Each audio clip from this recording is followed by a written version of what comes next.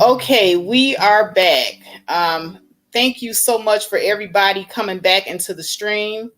I got Topaz, Chef Disaster. Anybody coming back in, if you were on the panel or if you want to get on the panel, the link is at the very top of the screen. I do apologize for that mishap. I never want to offend anybody on this channel. This channel is not the porn channel. This is not the Faith Jones porn channel. Yeah, Faith. Now what am I going to tell my pastor? Thanks a lot. Girl, we gonna have to go up there and do some confessions, ain't we? Yeah, man. Listen, I didn't even much know. First of all, I wasn't even over there. So yeah. Oh my goodness. Yes. Yeah, we got Where some BMT at? Because BMT tired of y'all. He ready for y'all to get it together. He ain't playing with y'all in 2020. So where's BMT? He ready. He ready. BMT said he ain't having it. He said he's not paying nothing. He ain't giving you nothing. You better be glad to get a stick of bubble gum from him. Yeah. Right, man. See, look, me and Khadijah don't be doing all that. You see her in the chat. We are wholesome. We don't know about all this extra that be going on. We just be chilling. Hey, only on the Faith Jones channel do you get a side of penis with your commentary. But listen, I did not order that. I'm gonna need that to go back. Well, I certainly didn't order no pig penis. I want to, I don't even eat the swine like that. Like, no, just what is wrong with people today? And it wasn't very big either. It was quite small. I don't know, because well, see, this is the thing. I walked away from my tablet once I saw like the first frame that counted. Oh no, Faith, no. See, like, first of all, I'm damaged now. Thanks a lot. I'm gonna go give me some PTSD benefits now, thanks to you, Faith.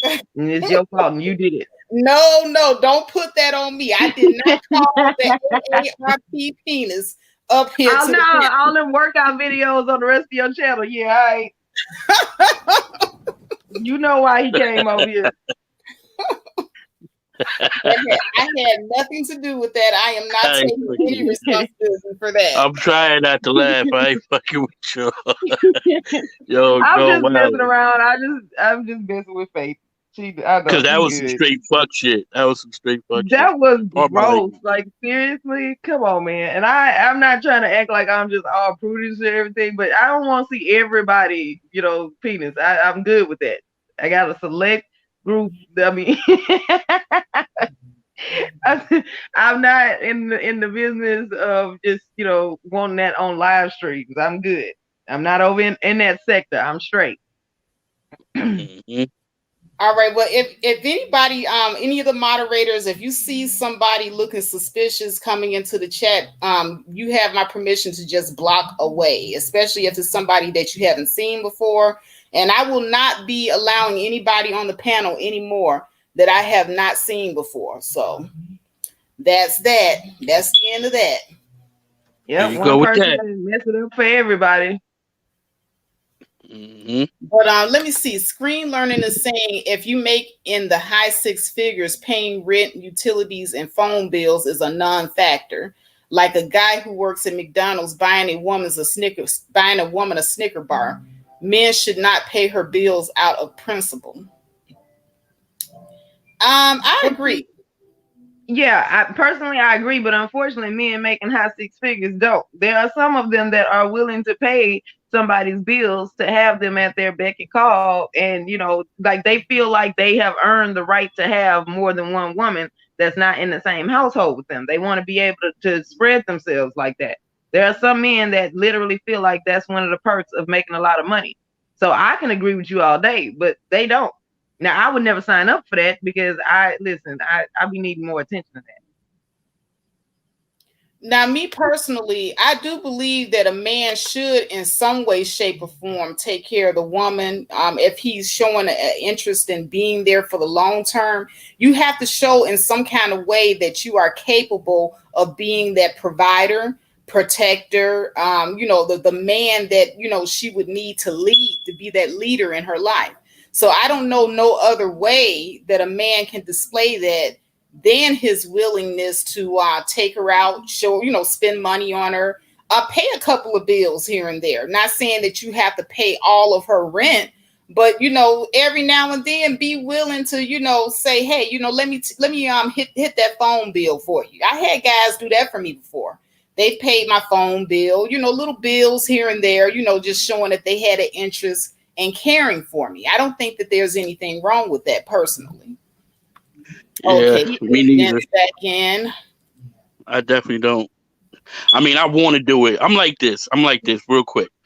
When Tony Montana took the girl from his plug, he knew what he was getting himself into because she was dating the plug. So he knew he had to do the same thing, if not more, to keep that woman's attention after he killed her husband. And she had to go with that because that's the type of life she lived. She had to go with that because she couldn't accept anything less.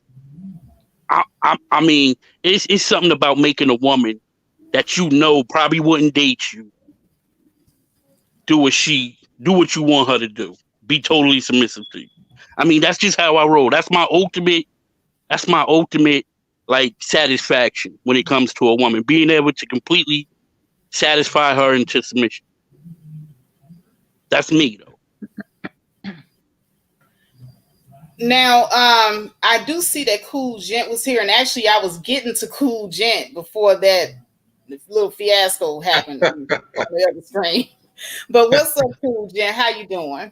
I'm doing all right. Thank you for having me on, Faith. Though, what's going on, panel? How y'all doing? What up, Jen? Yeah, hey, man. Cool Gent. Yeah, it's good to see all y'all in here, man. Talking it up about this great subject, by the way, Faith. So, in my personal opinion, the only way that I would ever pay her bills is if we're both married. We're both then gonna give out 100 to each other.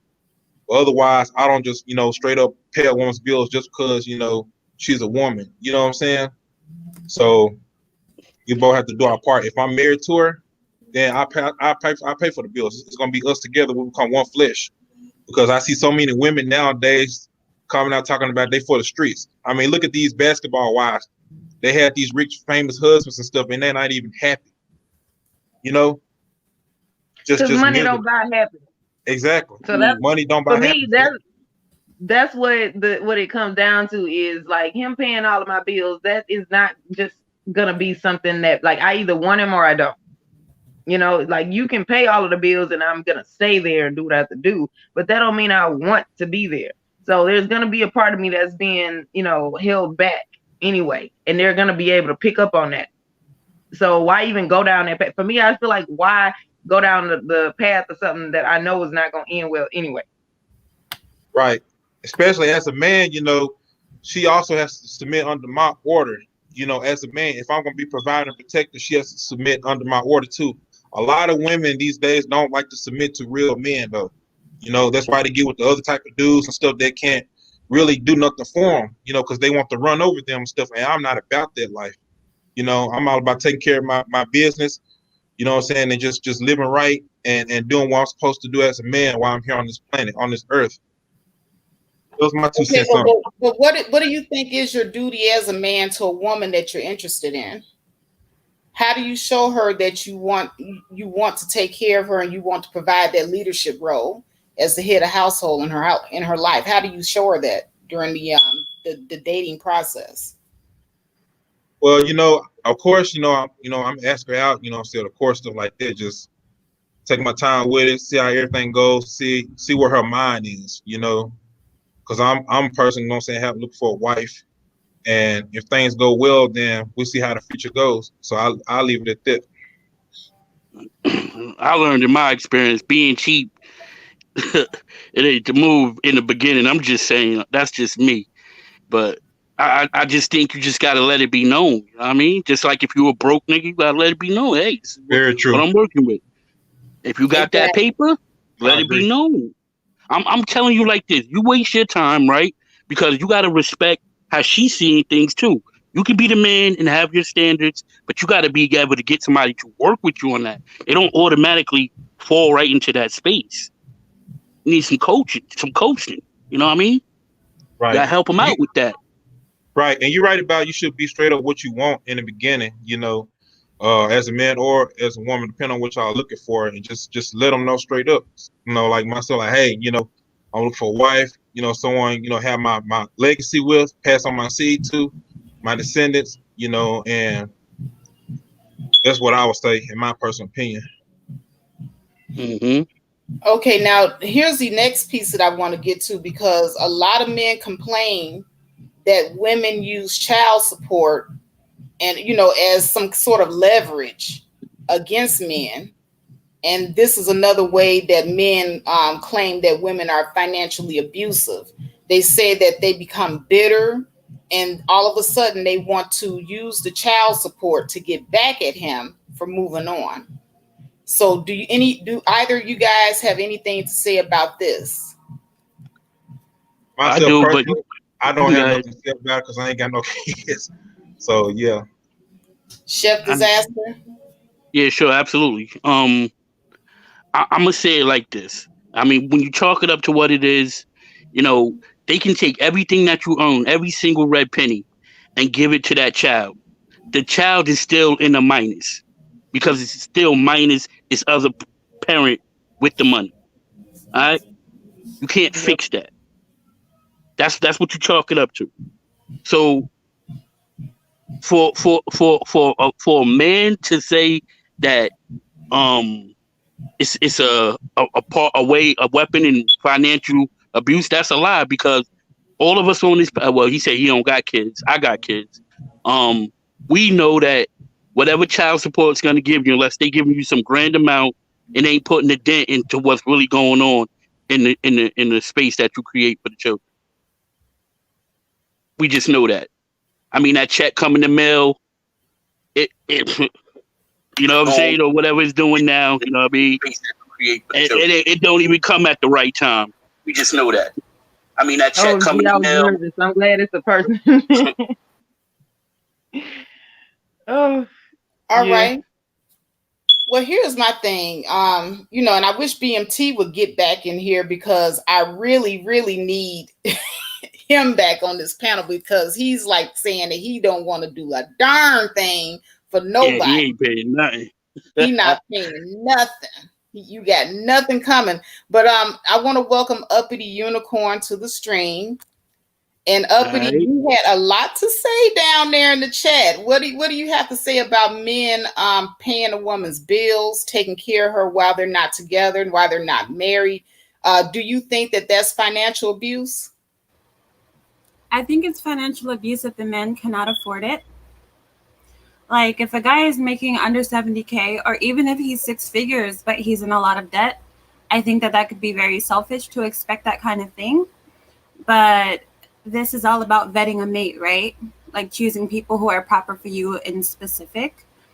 So for me, like, I really admire women who are independent and hardworking, and they can go to work every day and they can face down whatever racism and whatever targeting that happens on the job, because for me, I'm too emotional. I can't do it. I was a school teacher for some time, and then I was a barista and some other things, and I've never quite worked consistently because I'm so sensitive. So I really had to sit myself down and look at like what I need in a partner and what I have to offer a partner. And I was off the market for like a whole year, and sometimes I'm off the market for another 6 months to 9 months at a time, because I set these standards and I'm just like, okay, well, if I'm going to be single, I'm going to be single. But I have a partner who takes care of me, and he's capable of that. So I wouldn't do that to a partner who was a security guard, right? Or who was, just promoted to assistant manager at McDonald's. I feel like that would be insensitive, right? And yes, I believe in the existence of baby mama terrorists and things like that. But at the same time, I'm a woman who my rent, my bills, all of my expenses are taken care of by my partner. And that's something that is okay between us. So for me, it's a lot easier to be Because you know how these men, I'm sorry, there's a barbecue at my house and I'm trying so hard to suck back the barbecue from like my mouth so I can stop salivating and speak, okay? So No, anyhow, you're fine. how do I say this? Like, you know how men are always like, they have a gripe about submission and they have a gripe about women's attitudes and being amiable, right? It's so much easier. Like, I think it was Khadija Hunter who said, like, it's really easy to be kind and happy and just perky when you're not worried about the financial stressors of life, or when you're not interacting in the world as this Black woman who is going through racism and sexism and all these different things. So if I'm just home all day, chances are I'm exercising, I'm doing my hair, I'm cleaning my body, I'm learning how to do my makeup better, whatever it is. So by the time he gets there, I'm like a dog wagging my tail. Like, I can't get out of his face. I'm super duper excited. And there's not a whole lot to argue about because he's in the clear authority. He's in the very clear authority. He's the very clear head and I'm the very clear tail. Whereas if we were going Dutch or 50-50, then we would be co-captains. And sometimes there is bumping heads when there's a co-captain, which is why, like, I grew up like in drill team and like a majorette, right? So there's always an official captain, right? There's always just one singular leadership, because when there's, you know, co-equals, it can be like I said, there can be some head bumping, but for us there barely is any. And when we do bump heads, I'm like crying, desperate to apologize, trying to fix things. My gratitude towards him for supporting my entire life keeps me from going off the deep end with him. Like, I can't do it because he's so good to me. Whereas if I was stressed all day, if I was working all day, if I was outside in the hot sun, whatever it is, like, I might be a little bit attitudinal. And yes, I would expect him to understand that.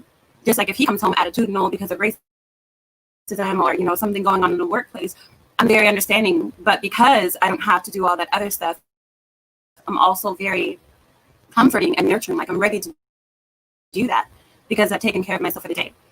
So in summation, yes, there is financial exploitation on both sides, but it doesn't have to be that way just because someone is taking care of you. Because what is the agreement here, right? So let's say a guy takes care of you and his thing is you just be pretty and be friendly and have your personality and be intelligent and be my partner and companion. Some men, that's all they need from a woman. They don't need your money. And then other men, maybe you guys are building together and that's your relationship type and that's fine for you. And then there are some women who don't mind being a sugar mama. I know Beyonce has a song called Sugar Mama, and Beyonce is Beyonce, period. But, you know, if the song starts off, damn, that was so good, I'm about to buy him a short set. Like, she just wants to take care of him. Like, that's how she, you know, gift giving is a love language. So for me, in summation, and I'm going to go ahead and mute now, it just depends on what your love language is. Okay. And that's kind of sort of agree with you, because that's pretty much what a lot of these men, Kevin Samuels being one of those men, he's pretty much echoed the very same thing that you're saying right here. That you know, there are some men, you know, if you're wanting to be in the presence of a good-looking woman, then you're going to have to be willing to come up off some money to be in the presence of this woman. You're going to have to show this woman or give her some type of incentive to want to be with you. But I want to hear what Topaz if I has could just add to that. Oh, okay. Before, that's such a cute picture of her. I want to just add to that really quickly that I know Kevin Samuels talks a lot about beautiful women, and it only bothers me because I feel like that is very incomplete. Like, I think to myself about the Japanese geisha, right? Japanese geisha, she maybe is an orphan or something when she's 11 years old and she gets caught up by one of these groups. And they don't just say, okay, you're a whore, lay down. They take this little girl and they educate her about culture, about languages. She learns how to sing, how to dance, how to act. She learns about current events. She's an all-around conversationalist and a cultured human being. She's interesting to look at and to talk to and to be with. And that's why geishas are not even looked at like, they're not looked at like a hoe. they're looked at these as these like high quality women where you have to pay so much just to be in their presence. You have to be a certain kind of man just to be able to look in their direction without being offensive.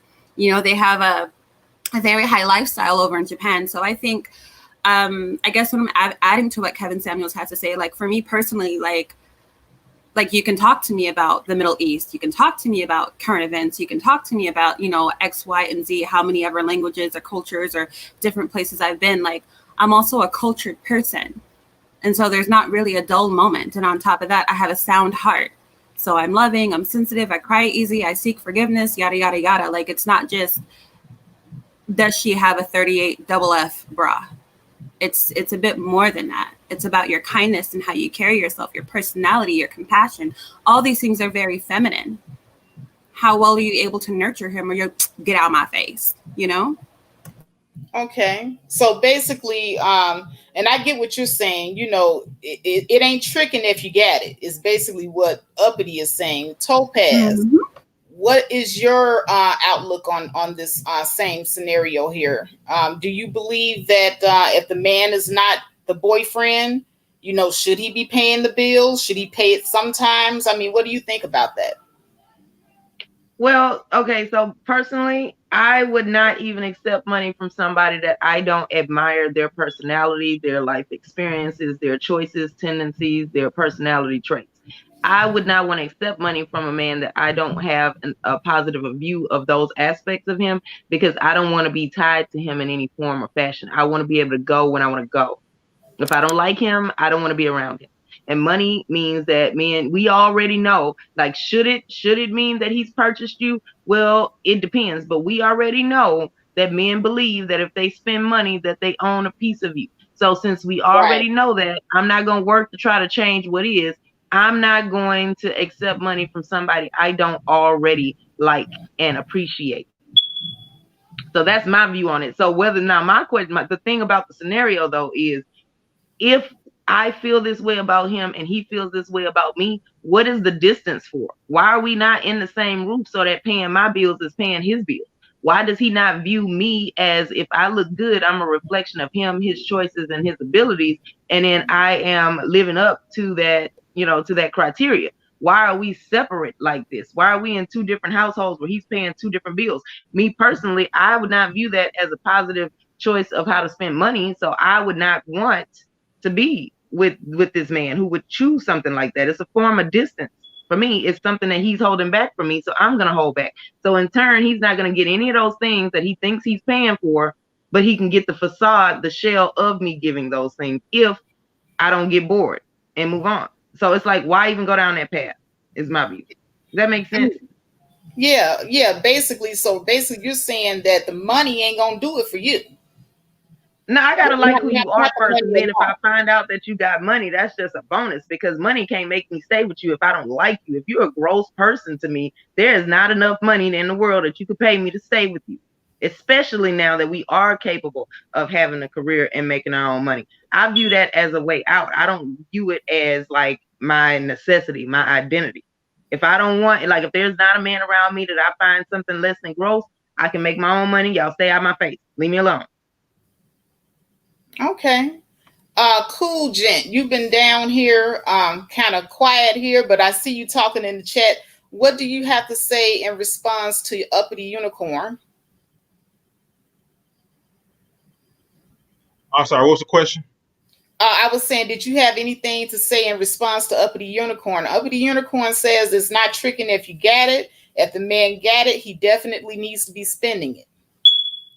Well, like what I said, you know, if I'm not married to you, then I wouldn't, you know, pay all your bills stuff, because I have my own bills to pay myself. But like I said, if we're married, then yes, it's gonna be our bills, you know, my bills, because I'm taking care of you as a man, which makes me the provider, protector as a man. Okay, but what if you got it like that though? I mean, I'm gonna say this, to each his own. If that's what they want to do, then that's on them. I can't really speak for the next man. No, So I'm talking about you. Like, if you're a guy and you're making six figures, you got the money, so why not spend it? yeah, I could, but you know, that's not how I get down. I mean, that's just me.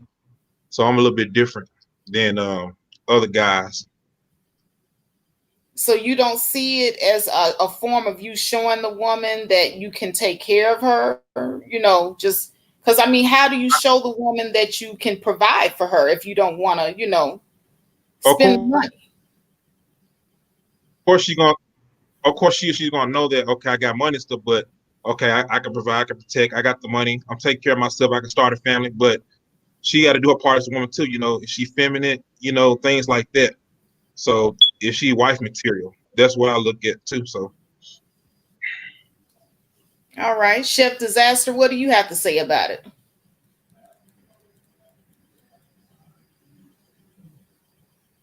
Chef Disaster, are you there? Yeah, I'm here. I'm here. I said, I think that the man should pay the bills if it's his girlfriend. If he claiming her as his woman and she knows that he's claiming her, and that's the situation. Even though they're not married and not living together, if she needs some of them bills paid, then pay it. But like, um, for the other part of it, like if and this is real talk. If we go out on a date, right? So I like going to basketball games, and I call you and we dating, and I'm like, yo, let's go to the basketball game. I know myself, I'm about to drop like $500 to $600 to $700 just on this night buying jerseys, food, train tickets. Just I'm about to spend that amount, and I'm not gonna be mad about it. It ain't even gonna hurt me. Um, she's gonna see that. She's gonna be like, "Oh, this dude got money." You know what I'm saying? Because I'm gonna be doing stuff like that. You know, when we go out on dates, and that's not to impress her. That's not. That's just how I'm living. So she's gonna know what type of man I am. All She's right, gonna and know that. you won't feel like she's trying to take advantage of you at all. No. Mm-mm. Okay. And I agree with you, by the way, Chef Disaster, because I do think that a man does have to show a certain level of interest through his wallet. Because other than that, I mean, how am I ever going to know that you're that provider and that protector and that guy that can be a financial leader in my home if you don't exhibit it early on while we're dating? Because like BMT, I wish he was up here, and Mr. Cool Gent, you guys are sitting here saying that you don't feel that you have to do that, but at the same time I do think that you do have to do that initially, especially if this is the woman that you want to be with. Because like I said, the same way that you would have to look at a woman and observe her movement while you're dating her to see whether or not she would be a good mate to you, or exhibit all the things that you would need in a wife. These are some of the things that women are looking for in a husband. We need to know if you're going to be able to take care of us. If we get pregnant and it's time for us to, take time off work to have your baby, we need to know whether or not you're going to be able to step in and foot all the bills. So it's very important, in my opinion. I don't think that it's financial abuse at all, to expect a man to pay for these dates and to pay a certain amount for these dates. That's a good point, because Mm-hmm. he's gonna have to be able to take care of things. Why, if I am capable of paying my bills before you meet me, why am I going to listen to a guy that can't pay his bills and that can't take on like what needs to be done if we combine households? Like, why would I listen? I only follow men, I only submit to men that I feel like can handle the responsibility. So why would I be listening to? Why would I put myself underneath a man that has not shown that he can handle that? Now, my thing is, you start off slow. He's not just gonna show up and on the first date start paying your rent and y'all live in two different households. I want people to know that we're being realistic up here. So no one is saying that women need to settle for broke men, because that is a man that has not mastered, day-to-day living. If you're still broke, you're doing something wrong. it's true. I agree with That's a that. fact, Topaz. Totally agree with that. Yep. I mean, if I'm gonna tell you like this, when I first started dating again, I knew I went at it the wrong way, because I got my place, got my car, secured a job, but I didn't have bank money. I was still on the process of going, into that route. Then I just went into the dating scene, and when I started dating women, because that's who I'm trying to court, women, I felt like I was out of my league, because like I wasn't prepared for to to show dominance through that way. Like I'm like, dang, I got to worry about this gas money. What type of where can I go? That's not going to be more than 200. You know what I'm saying? I was cutting myself short. So for me, I know like you should just be right as a man to make that type of move. I mean, we're not talking about, hoping to get laid that night. We're talking about, possibly finding the one. You know what I'm saying? Now, Like, now let me ask the men on the panel, because the topic is about, do women financially abuse men? What would you constitute as being her overstepping her boundary? What would you say is it would be a woman financially abusing you? Could either of you give us a scenario of what that would look like to you? sure, I could. If you want to go first, brother, you can. But I definitely can. I'll go ahead, bro. Go ahead. I'm just listening. All right, so boom, we come into the situation, we're dating, everything is going smooth. You have your job, you have your savings, everything is good. I have mine, everything is good. I might be financially well more established than you, but now at this point we're gonna start building. So, so once we get together and we solidify it's official, then you quit your job because you know I can, instead of let's build. Like I'm not saying, when I say build, I'm gonna pay all the bills still, and you're gonna save your money and contribute when we need it. You know what I'm saying? But you're gonna have your own like income coming in. So if you just quit because you know that's what's up and without no building purposes, then I think that's a little financial abuse. You know what I'm saying? Like if you say to me, well, I'm gonna work 2-3 more years and then I want to give it up, then that's fine. Yeah, but if you just do it because right now it's accessible for you to do, I think the accessibility becomes the abuse. Okay, I agree. I agree with that. So, Cool Gent, do you have something to add to that as well? What would be your definition of financial abuse? A woman financially abusing you. Now, Chef Disaster says if the woman just ups and quits her job out of the blue because she thinks he got it, then that would be financial abuse. And I do agree. What would be your definition of a woman being financially abusive towards you? I'm agree with everything what the brother has said. Pretty much, that would be the definition of like if a woman continuously abuse me like that, and always asking for money and stuff like that. That's my thing of how I would see it as financial abuse. She always asking me for money and stuff. Like you said, I got a good job. She got a good job, and she got to be able to do her own thing too. So Okay, so you said if she's always asking for money, then you feel like that's financial abuse? yeah, I was asking for financial. Yeah, pretty much. Okay. But I do agree. I do agree with him on what everything he said. So he described it like pretty well. He described it pretty well. Okay, and I'm going to go back to Topaz because I'm going to get the ladies' perspective on this as well. Topaz, what do you think would also be a description of financial abuse that women do towards men? Well, the word abuse means misuse of something. So it could be something that you actually have legitimate access to, but you're using it, not effectively. So in my opinion, this would be a woman, whether she works or not, but she's creating a whole bunch of bills in the relationship for no reason, just for her whims. She'll have you to start a certain business for her, then she'll do it, she'll quit, she'll lose interest, demand that you start another one. It would be a woman who, like Chef Disaster said, just ups and quits her jobs, and then when you come home, there is no dinner made, the house is not clean, and you still have to now pay for a maid, or either you're paying for a babysitter for y'all's kids, because she's not using the money effectively. Money is a medium, it's a means to an end. It's supposed to be working for you. You can't just hold on to it. You're supposed to be letting it build and then come in before you get to just chill and relax. So if you got a woman that is not committed to helping the household thrive, that is what I view financial abuse to be. I so agree with you So that was because awesome. Word. Yes. Awesome. That was well said, Topaz. Well, thanks, y'all. I love when y'all be appreciating my little speeches because I do get long winded. But yes, you hit the nail because you made me think of, because I'm in the trucking industry and I know so many guys that they're out here on the road. A lot of them are over the road truck drivers. They work so hard and they have women at home. And a lot of times when you're away from home, oh, BMT's back.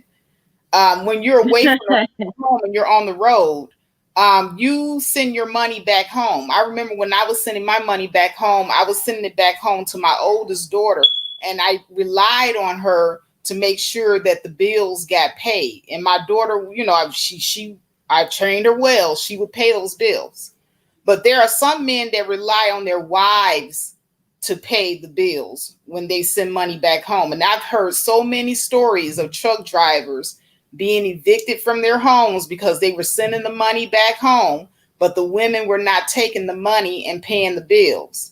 And then later on, when they leave these women because they were, tricking off their money and being financially negligent, these same women would come back at these guys and hit them with the child support because they left them. And then, there were guys that were sitting up here, having issues with their trucking licenses and stuff like that because they were tied up in child support with these women. So I've heard so many horror stories about that. But let me go ahead and welcome Mr. BMT back to the panel. Hey, BMT, I'm going on mute. Hey, Salute, BMT. What it do, man? Salute. All right, BMT. I don't know if you heard the conversation, but Uppity Unicorn is up here and she has the opposing view. She feels like if you got it, if you got the money, it ain't tricking if you got it. If you want to appreciate the woman and you want to show your appreciation, show the woman that you want to take care of her, that you appreciate her, she will be more than happy to take your money, BMT. No, I'm sure. Listen. Hey, B. Hey, Uppity. Listen, I done been there. I know. I've done had a sugar baby or two. You know what I'm saying? When I was in the military, so I do know. Hey, so I done been there in that type of status where you can't, you can do that, but understand that it's on a contractual agreement, and Uppity and other women understand that hey, you're providing a lifestyle, and they could very well provide a service. But however, if anything so happens, they can just up and leave. Versus the higher epsilon um of we are now actually by paper or by certain type of contractual agreement. I can't just up and dip. And I've even seen that where females be like, "Well, I'm not gonna do this." Well, guess what? The man be like, "Well, I'm gonna put everything on auto pay." And I've seen that with the military. You don't got to give your woman that money. You can set up allotments and literally send that money straight to get paid by the financial. Financial take care of all that. She don't even have to touch it, and you can literally inform. So there are different ways where you could cut people out. But however, as far as it goes with some men and even some men wanting to, and we hear these stories about the men feeling like they've been duped, or I put her through college, or I did this and that. I'm like, understand, you provided the service.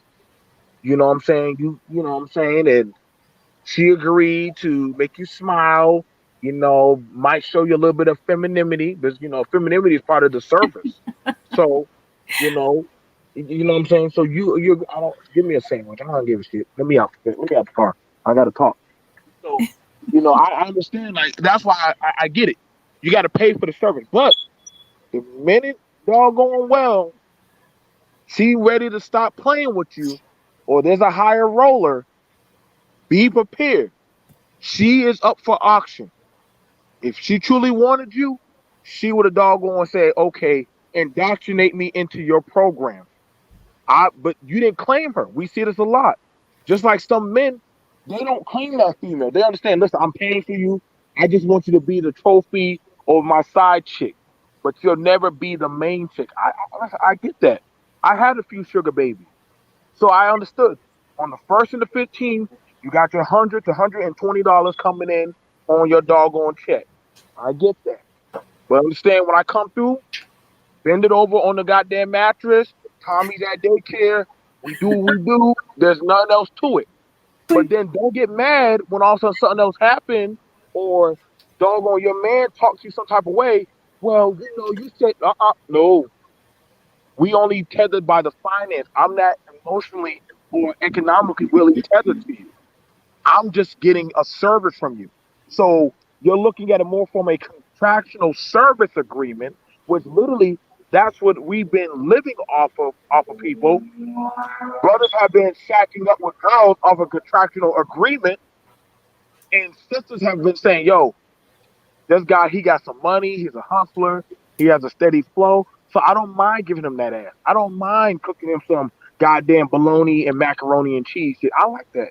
I like ramen noodles with sausage. You know what I'm saying? I like that type of lifestyle. So, you know what I'm saying? Women know, listen, y'all, women know how to doggone get what they need out of you unless they see, yo, you no longer have a validation in their life, or they say that I can't level up any more further with you, or you can't get me to the next level. Now, we got to be honest about that. Now, when it comes to the marital lifestyle, everybody's not built for that. I'm going to be honest. Everybody's not built for marital.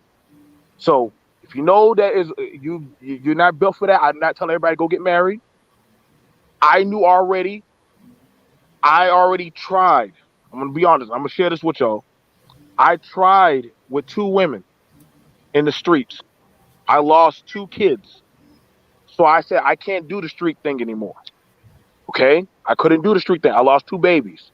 So I said, let me try it where I will give you home, finance, school, everything you want, and I will raise you as I raised myself. Give me a legacy. She understood that, and I understood my obligation as a man. Because now I'm contractually obligated by. But hold up, BMT, because I'm gonna have to stop you real quick. Go ahead, stop me, baby. Oh, because you were not saying all of this on the last panel. Okay, now, I know you see uppity up here. You see the 2 watermelons in the avatar, and you. I'm trying to turn it off and turn over my camera because I know somebody else complained. I'm sorry. You can't hear me. I'm not even looking at the camera. I'm not even looking at the camera. Oh yeah. He done forgot everything. All that stuff that he was talking earlier. What you doing? What you got none of that smoke now. Oh, I no, I'm not gonna let you do it. You ain't gonna start this up. Faith, you ain't gonna start this up, but hold up. Me and BMT see eye to eye on this kind of thing, though. Yeah, we really do. We've had this kind of conversation before on my channel. Yep. Wait, BMT, what happened to I ain't giving her nothing, single life, happy life? Well, wait a minute, what happened to all of that? Listen, well, he did say if he was married. He said if you're not married. If you're not, you heard me when I said all that. I said, listen, if you gonna do that, understand this is the consequences. But I'm also saying that myself, I tried it. It doesn't always play out like that. So I get it. So I'm not going to raise you above your status if we on that, hey, it's only the financial, baby. You call me for rent? No. You call me for doggone, hey, I need my Metro PCS bill paid? How much is that damn Metro PCS? Oh, $90? Okay, baby. But you already know what it is when I get there now. Don't act funny. Uppity says that, her and her guy were not together at first, but he still, supported her financially. And the mere fact that he was willing to do that let her see that he was the type of man that, could take care of her. And so that made her want to be more submissive and more cooperative and more feminine towards him because he was willing to do that without them being together. Now I got a question. Now is he making an investment like a dowry? Like is he doing that like, hey, I'm like piece by piece. But some men like to test a woman. I'm gonna give you $100 and see what you do with that, and then they might raise it up like, okay, I'm gonna see if you're gonna pay this bill. Like some men like to see what a woman gonna do, and if they show that type of level, then they'll be like, okay, let's talk about more serious stuff. Some men do that, but now if he agreed on that, understand, Uppity understands. Yo, every day he's testing me.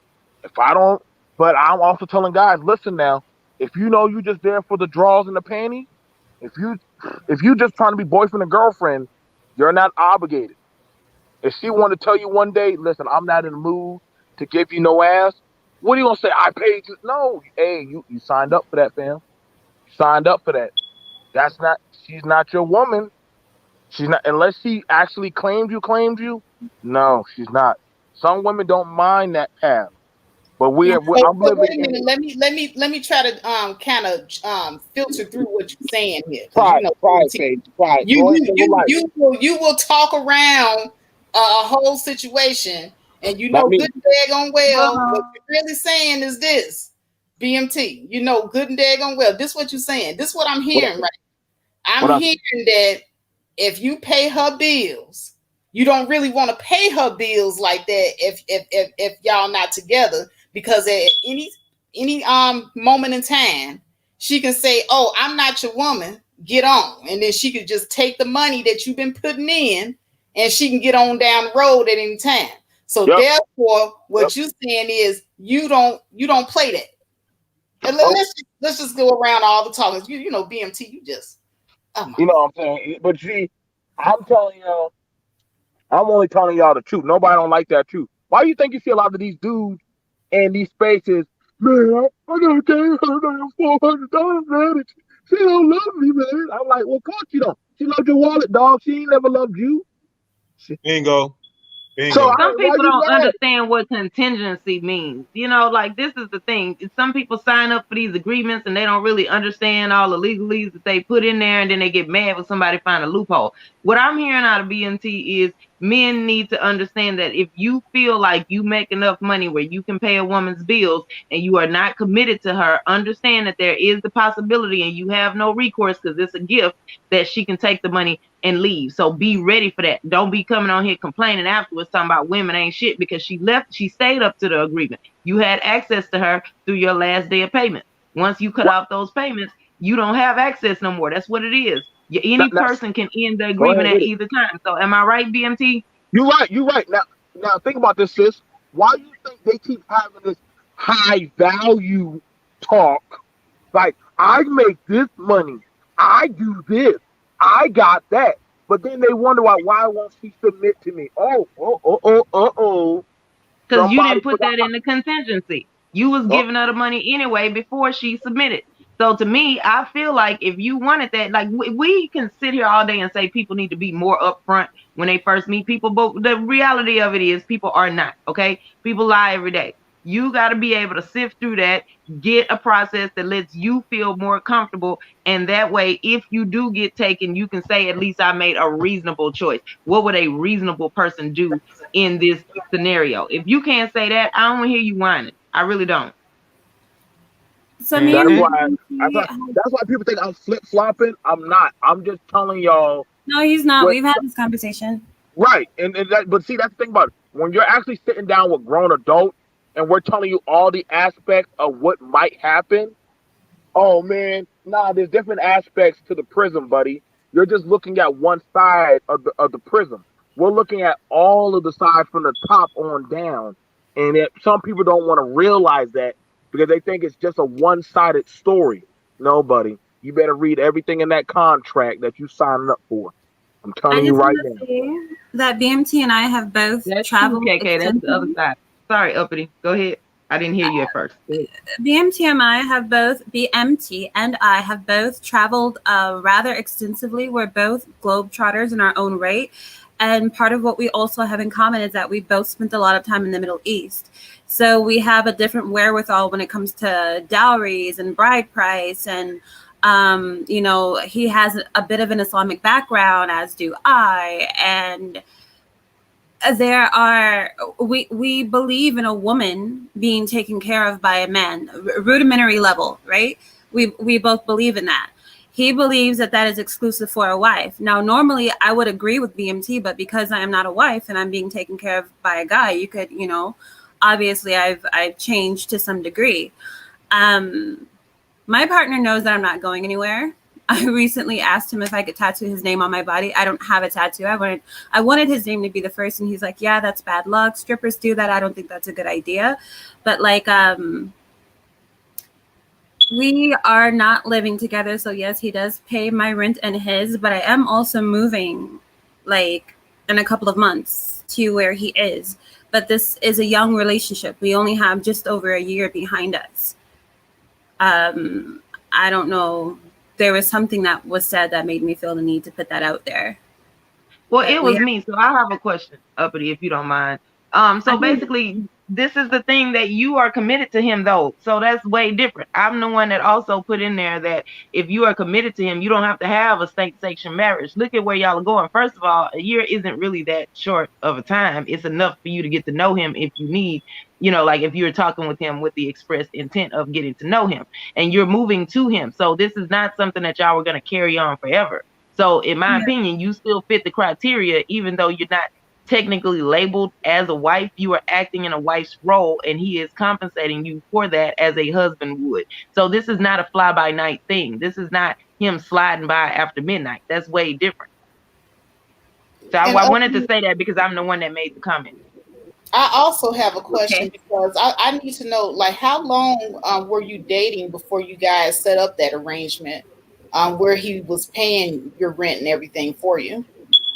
I want to say 4 or 5 months. Okay. Yeah, that's enough time. Yeah. I think right. If you ain't on that plan, if you actually talking to him, having a real deep conversation, spending time with him, it can be enough if you make it enough. If you only see somebody once every month, 5 months wouldn't be long enough. But people need to stop just bullshitting around and playing and taking forever with everything. You either in or you out. Sorry. Sorry. I was going to say, I love what Feminine in her G wrote. She said, a man paying your bills and treating you nicely is a definite fast track to submission. I was making a point earlier, and this is also something that me and BMT have talked about, where it kind of frees you up to be in your feminine energy when you're not doing the hard work. Because, first, I want to say that I think when it comes to the African American, I think that African American women are more financially taken advantage of than Black men on average. So let's say this whole gold digging thing is becoming a big trend. It's only becoming a big trend. But in general, African American women, they are very much willing to, the average Black woman with a bachelor's degree is marrying a man with a bachelor's degree or less. It's not that they're not marrying men with master's degrees, but it's just the numbers are not out there to support us. So definitely there are drop dead gorgeous, super duper intelligent African American women who have husbands. I met a salon owner, and her husband could scarcely get a job because he had a felony. So she was a salon owner. She was doing hair. She was basically holding him down. He'd walk in wearing these LeBron shoes, whatever else. Very handsome, tall, dark, dreadlocks. You guys know what that looks like. And fine as all outdoors, but couldn't be me, because I'm not her. That was a strong Black woman. Me, no. I'm weak. I cry. I'm sensitive. I'm not made for it. So as much as I would like to be, I know what my nature is, and I needed a guy to complement my nature. And so I compliment his, and he compliments mine. A guy who would need my money wouldn't complement my nature. I'm not. Why do you call it weak, Uppity? That's not weak. No, it's not. If you know that that's something that you want to do, there's nothing wrong with that at all.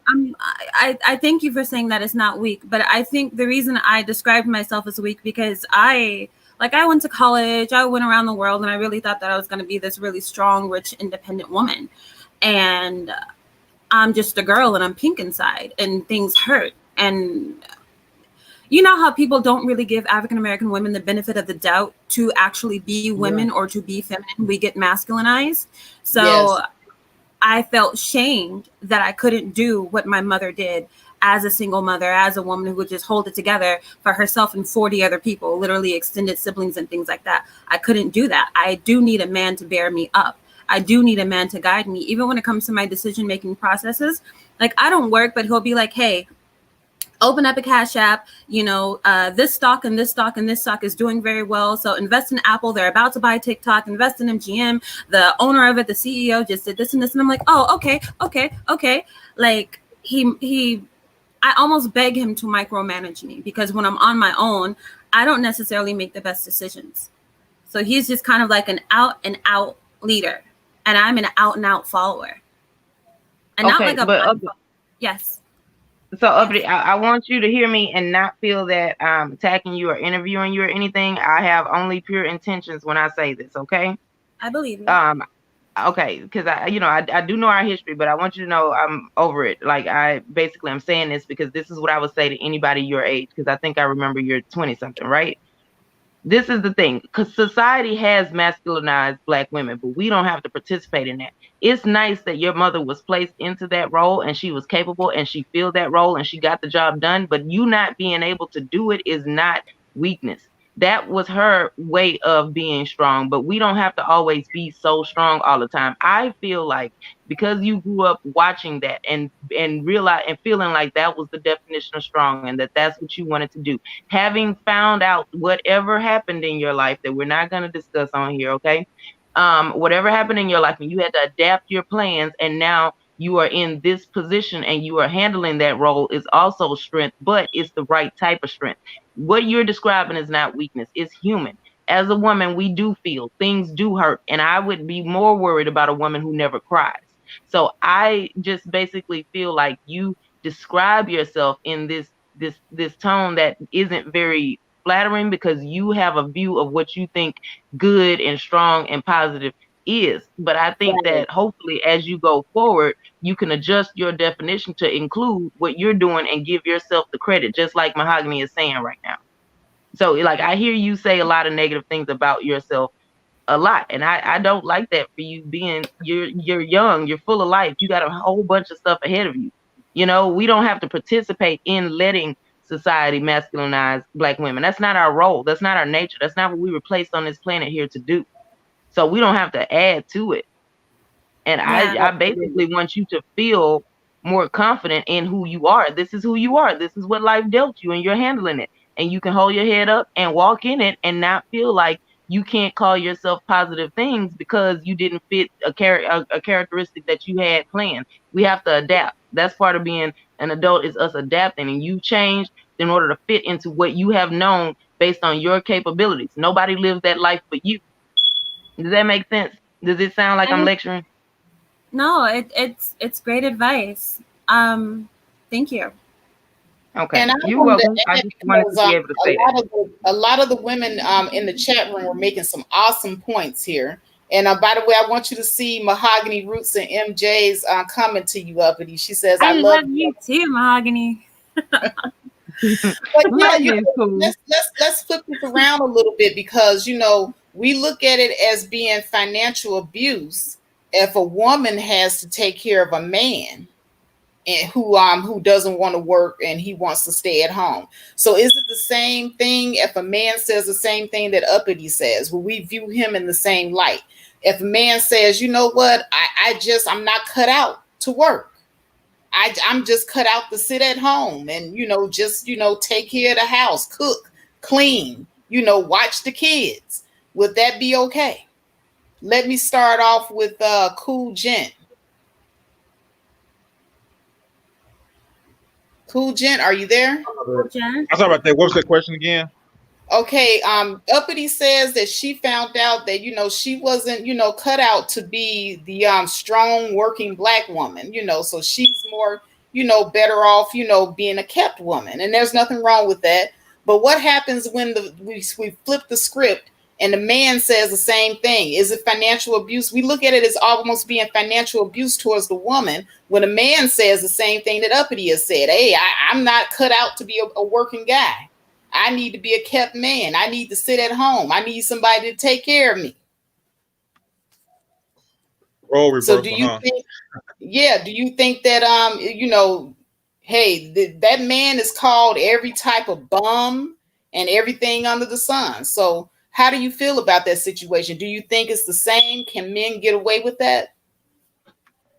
As a man, there's no excuse for us. Honestly, truth be told, we have to do what we're supposed to do. As men, get out here and work and make our money and stuff, and we can't ask for somebody like to be our wives or whatever if we can't provide. So that's not how we're supposed to be, honestly. Okay, so you're saying that it's the tradition for the man to take care of the woman. Yeah, the man's supposed to take care of the woman by all means. I mean, if it's his woman, I mean, he's married to her. Okay. BMT? Okay, can y'all hear me? Yeah, I can hear you now.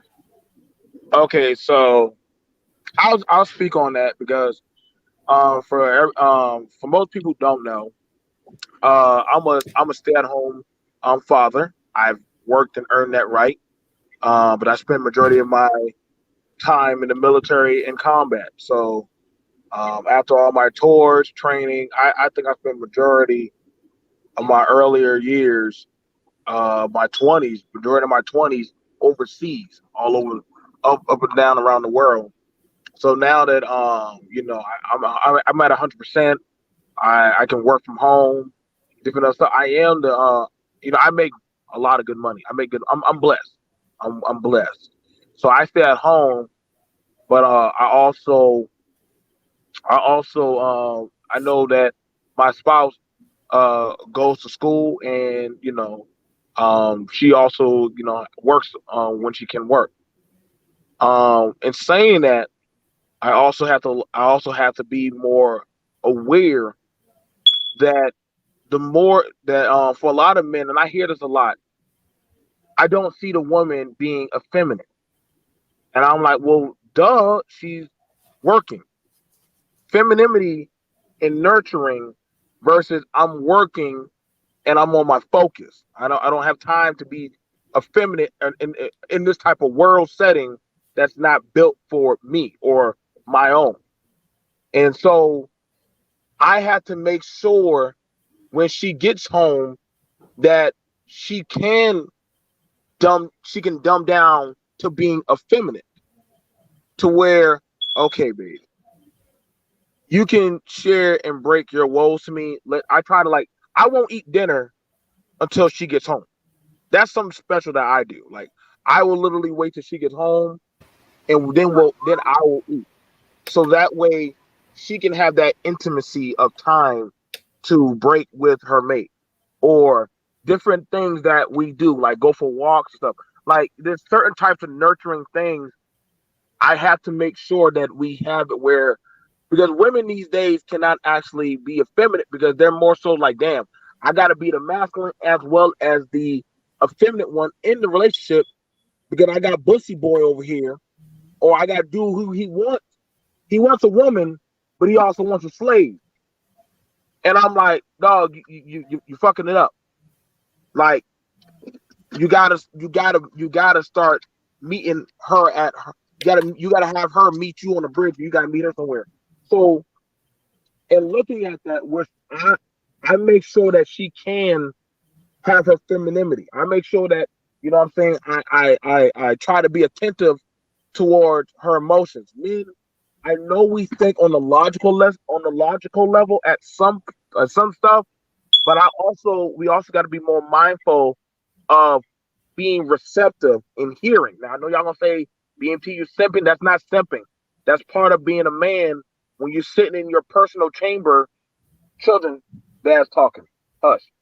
When you're being receptive to your woman and hearing her, because she's trying to de-escalate her emotions of dealing with the world towards channeling that to you. And we take it as she's bitching. She's not bitching. She's doing what she's supposed to do and going to her source of power and saying, hey, just listen to me, please. I shit you not, brother. Y'all want to see the different side of a woman? You want to see her actually show you something deep? Just listen to her. Yes. You don't even have to talk. I shit you not. Sometimes I just be sitting there. I'll put down your phone for just 10 minutes and say, babe, what's on your mind? You'll be surprised what they start talking about. And literally they'll say, wow, you actually listen to everything I had to say. And I'll be like, yep.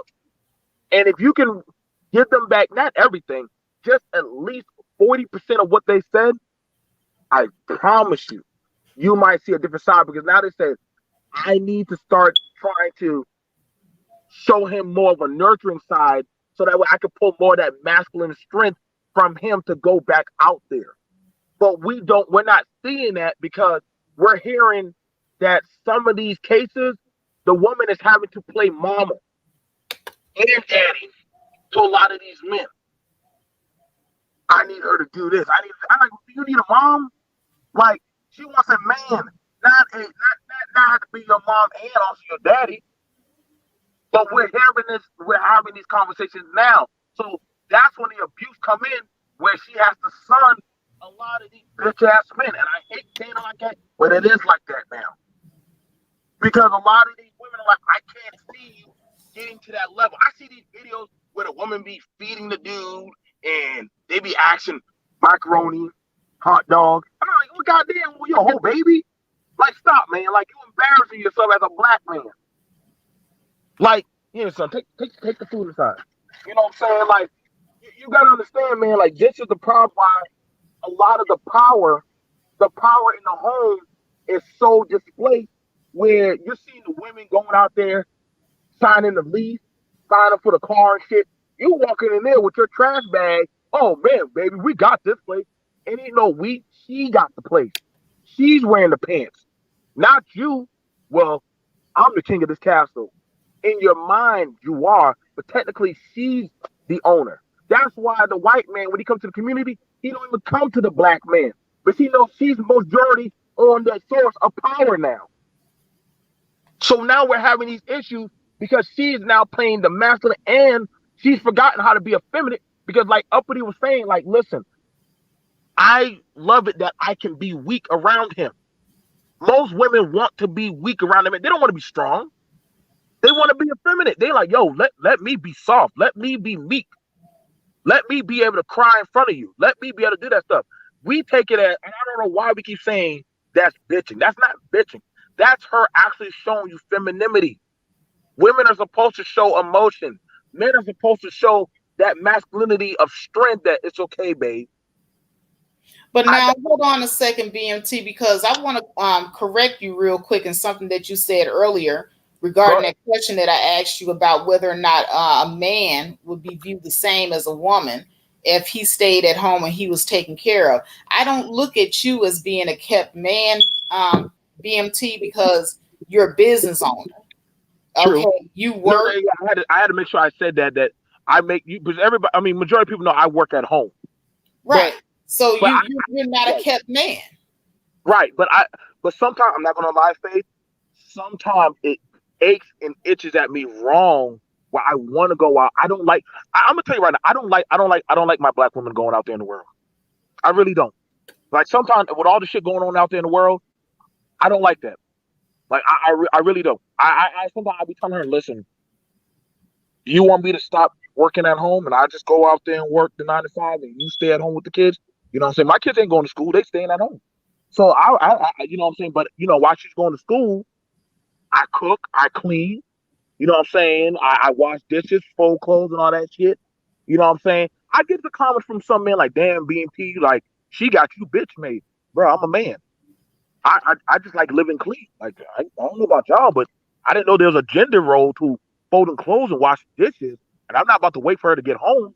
But I also understand that when she comes home, she doesn't mind sliding back into that role. But right, some and of these guys besides that, you have more time, so you know naturally you would take on more of the household duties. Right, but I also let my sons know, son, you got to. I'm trying hard to teach my sons, and I got 14 children. I got 14 children, and I try to teach my kids. And yes, y'all, that means that kids I adopted under me. The roles. I teach my daughters, listen, if that man ain't out there trying to bust his ass, He got 1 day to be on that damn couch. His ass, after that, he better be at that temp service. He better be donating plasma, picking up cans. He better not be back in that house until you get back from your goddamn shift from work. You lock that damn door and don't even allow him back in the house. But I tell that to her. I tell that to my girl. Just like I tell that to my son. Like, yo, you need to be busting your ass out there. If your woman see you busting your ass out there, she will respect you. And if she don't respect you busting your ass and slaving away, flipping them burgers, stocking themselves, she's not for you. She's not for you. She doesn't respect you because you were trying to make an honest living. And that's where you see this new type of degeneration where they're telling that they feel like they're winning because they've been raised by some type of nurtureship where I'm a king or I'm Jody because I'm driving a car. I drop my girl off from work, and you know what I'm saying. I'm collecting all the money, but you ain't running shit. She's actually over you, and when she done with you, she gonna kick your ass out. Whenever she get full of it, unless she got doggone a dependency issue, and she's gonna just put up with your punk ass. And a lot of these women, sadly, they got mental breakdown issues where they think that, yo, I don't want to be alone at night, so I'll just take what I can get, even if it's that fuck boy. Okay, and with that said, because I'm gonna move on to the next.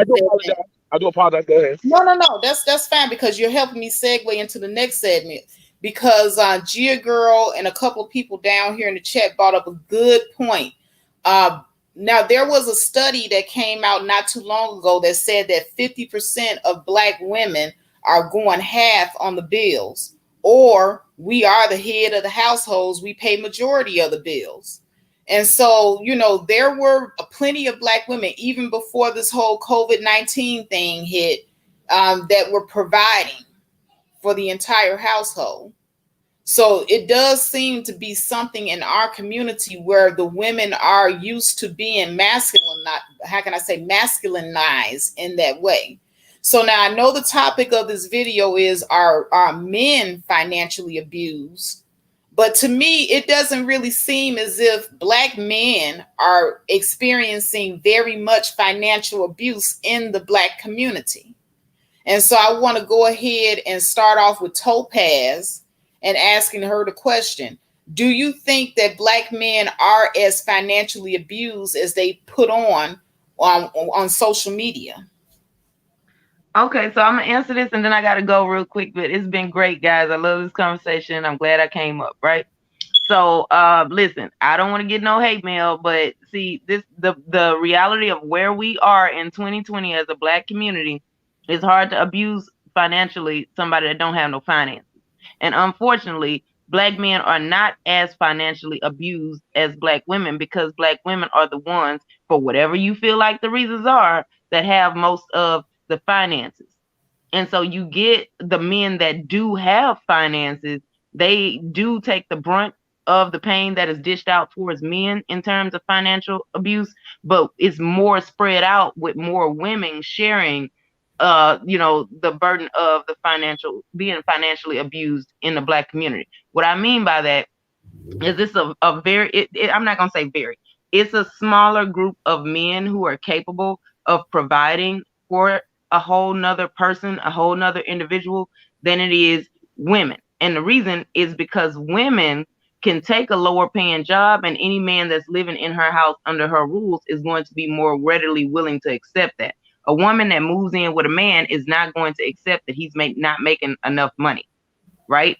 So what I'm saying is it's not possible for men to feel it on the same level because they're not set up in a place such that they have the same amount of finances for all of the different reasons that exists.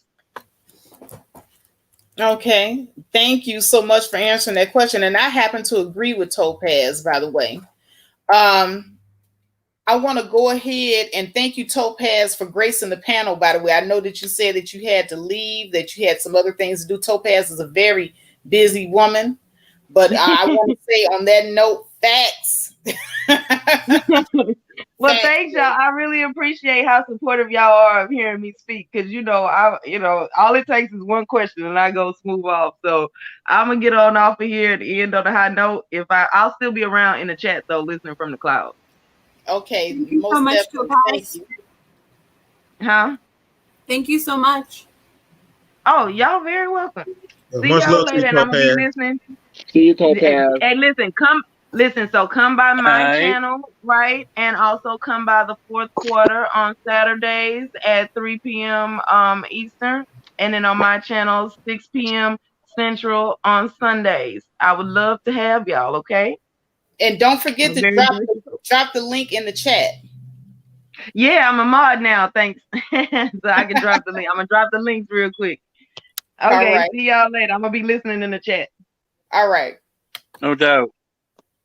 All right, Chef Disaster, you're up. So the question is, do you think that women are black men in the black community as financially abused as they let on social media? Absolutely not. They're definitely not financially abused for the reasons they don't have the finances. And maybe there's a underlying generation. Maybe the younger generation might can say that, but I don't even think those men growing up to be men now even care about that. So I would say as of now, no, it hasn't been for a while. If we're just going by the numbers, you know what I'm saying? Since we can't go in everybody's individual situation, but the numbers would tell you that. Absolutely. I agree.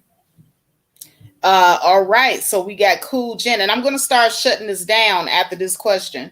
But Cool Jen, do you think that black men are as financially abused as we let on in social media? No. This my final answer though. Like I said, times change, and a lot of men, these days are not making that type of money like as what they most claim to show, but everybody's not going to be rich. But that's my answer pretty much. Okay, so it looks like there's a consensus here, and I'm asking this question for a reason when I do my final recap. But Is it my turn? Yes, Uppity, is your turn, girl. What do you think? Are black men as financially abused as they like to let on in social media? Well, I was gonna say no, and no is still my answer. However, when it comes to black men who do have money, like those in the NFL and these rappers and these whoever's, right? Dr. Dre's, NBA, NFL, whatever else, right? When they're with women outside of their community, they are getting railroaded. More so than other men of other races. They are getting railroaded. So when they do have money, okay, yes, the answer is yes. But the black men who are complaining, they're not the ones being taken advantage of. So, for example, let's say African American women are the breadwinners of the African American community. But if I complained about that, you see what I'm trying to say? Like, I'm not the breadwinner, though. I'm not that African American woman in that position. Whereas, I mean, I can think of a white woman right now who is getting $50,000 a month in child support from one NBA player and another $60,000 or $70,000 a month from an NFL player, because she's got two half black babies from two different professional athletes, and she's with a white guy. That happens to brothers in a major way. Tiger Woods. True. So it happens, but not the ones who are complaining. All right, so I like that answer, by the way, because that opens up a whole different component, because it does make sense. It depends on how much money the guy has and who he is, because the average guy, to me, most of these guys that are on these social media platforms, these are average guys with all these complaints about being financially taken advantage of, about women digging for gold that they don't have, so on and so forth. So, I just wanted to debunk, a lot of what's being said out here, because as you notice, we don't really have a lot of complaints on this panel about men being financially abused unless they're rich. Okay, and the average guy don't have these rich, high value man problems. They just don't. So, from now on, I don't want to hear any average men on social media complaining about women digging for gold, taking advantage of them, having too high of an expectation or any of that, because it's not really going on that level.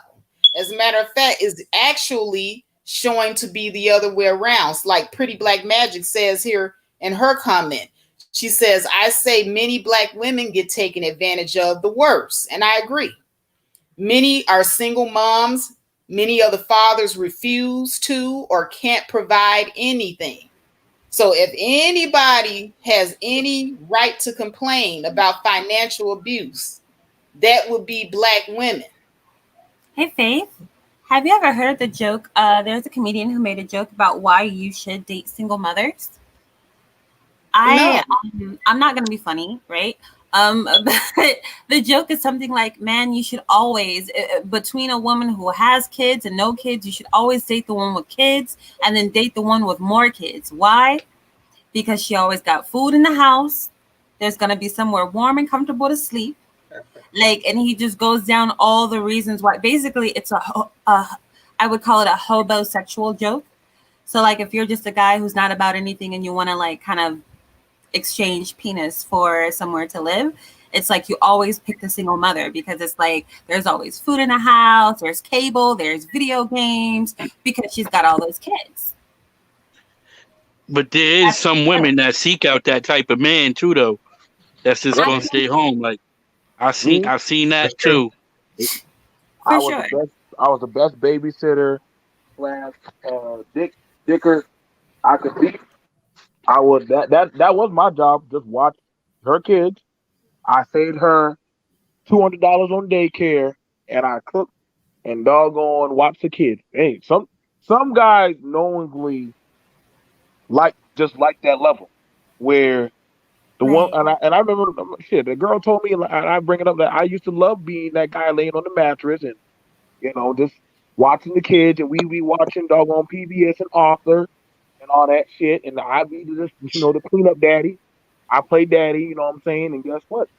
She be out there working 2 jobs and shit and all that stuff. And she be like, Joe, when you gonna get a job? I am working, baby, and shit. I'm watching the kids and stuff.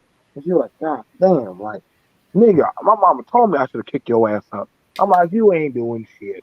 And we be right there blissfully talking shit to each other and having sex, and I be driving her car and all kind of shit. And she be hating me and still be having sex at the end of the night. Right. There's a lot of men who are complaining in YouTube in particular about single mothers, and they have all these derogatory things to say, but it's like, I've not met too many single mothers who are actually single. There's always a guy or 2 or 3 somewhere hanging around them, because a lot of these single mothers have the stability that some of these men are lacking. And I'm just like, y'all are with the same women you're complaining about. And then on top of that, you're creating the same woman you're complaining about. Marry her and she's not a single mother anymore. I don't know, but I see it all the time where what is being said in social media is not really what is playing out in reality. Yeah, some of the guys that complain about some of these, these females that they hate though, and they be the same ones who want to be with them. Crazy. Mm-hmm. Like I said, I don't turn down. Like I said, my best days was single mother pussy. I don't know why y'all gotta be acting like there ain't no women out there. Shit, there's a lot of single mother pussy out there. I don't know why y'all be turning that down.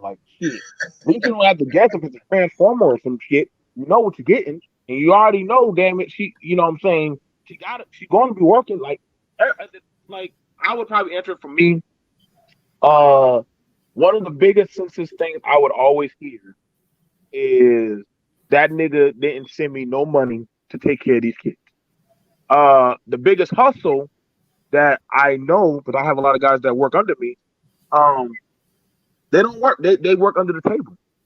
The courts can't collect what ain't there. I hope y'all know that. The courts can't collect what ain't filed. So The max that they can pull is what, $25, $50, if that. So that ain't shit. That's you going down to the plasma center, sit there for 45 minutes, eat cookies and watch movies, and you done. You just paid off your child support. I listen, bro. I know the hustle, baby. You know what I'm saying?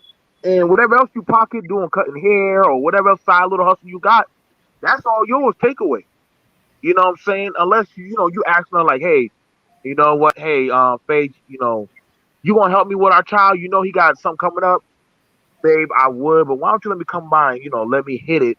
And I'm telling you right now, I hear it all the time. You Oh know what wow. I'm saying?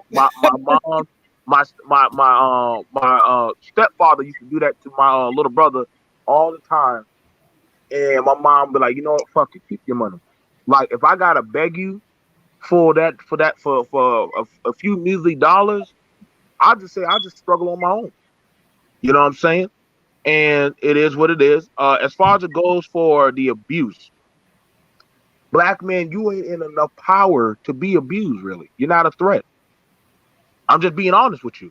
Uh, when me and my old lady had split up, I had to give her. I wasn't forced by the courts, but I would tell y'all, I'm gonna give y'all straight up, $1,600 for my kids every month. $1,600 for my kids. I would still have to pay the rent.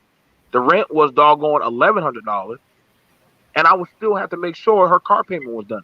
And her car payment was $400. That was that every month, and I still had to take care of me. But see, when y'all start talking about that type of problems, then let me know. I will gladly sit down with you motherfuckers. And she could call up the government anytime and says, Joe is not taking care of his kids. And Lord have mercy, you know what that lady said, Mr. Johnson? Are those your kids? Are those your kids? I was like, yep. Do you want us to You have to? know what? And not to cut you off, BMT, but Screen Learning just posted something that I had totally forgotten about, and this is so true. But he was saying that financial abuse with single mothers is her putting her children up to asking you to adopt them. Mm. I never heard of that. I don't think that that's highly prevalent though. I You I know, haven't. mean, that would be an abusive situation. I've just never heard of that happening. you No. know, I think one of the things about it that a lot of men do, is that they take on other kids and other responsibilities that's not actually theirs. And we've seen a lot of men do it that take on responsibility of other children, and they'll take on that knowing that they're not mentally or financially ready. Uh, and there have been a few guys I do know, and I get what he's talking about when he's talking about that level. Uh, there'd be guys that would take care of a child, or a woman say, "I need you to step up.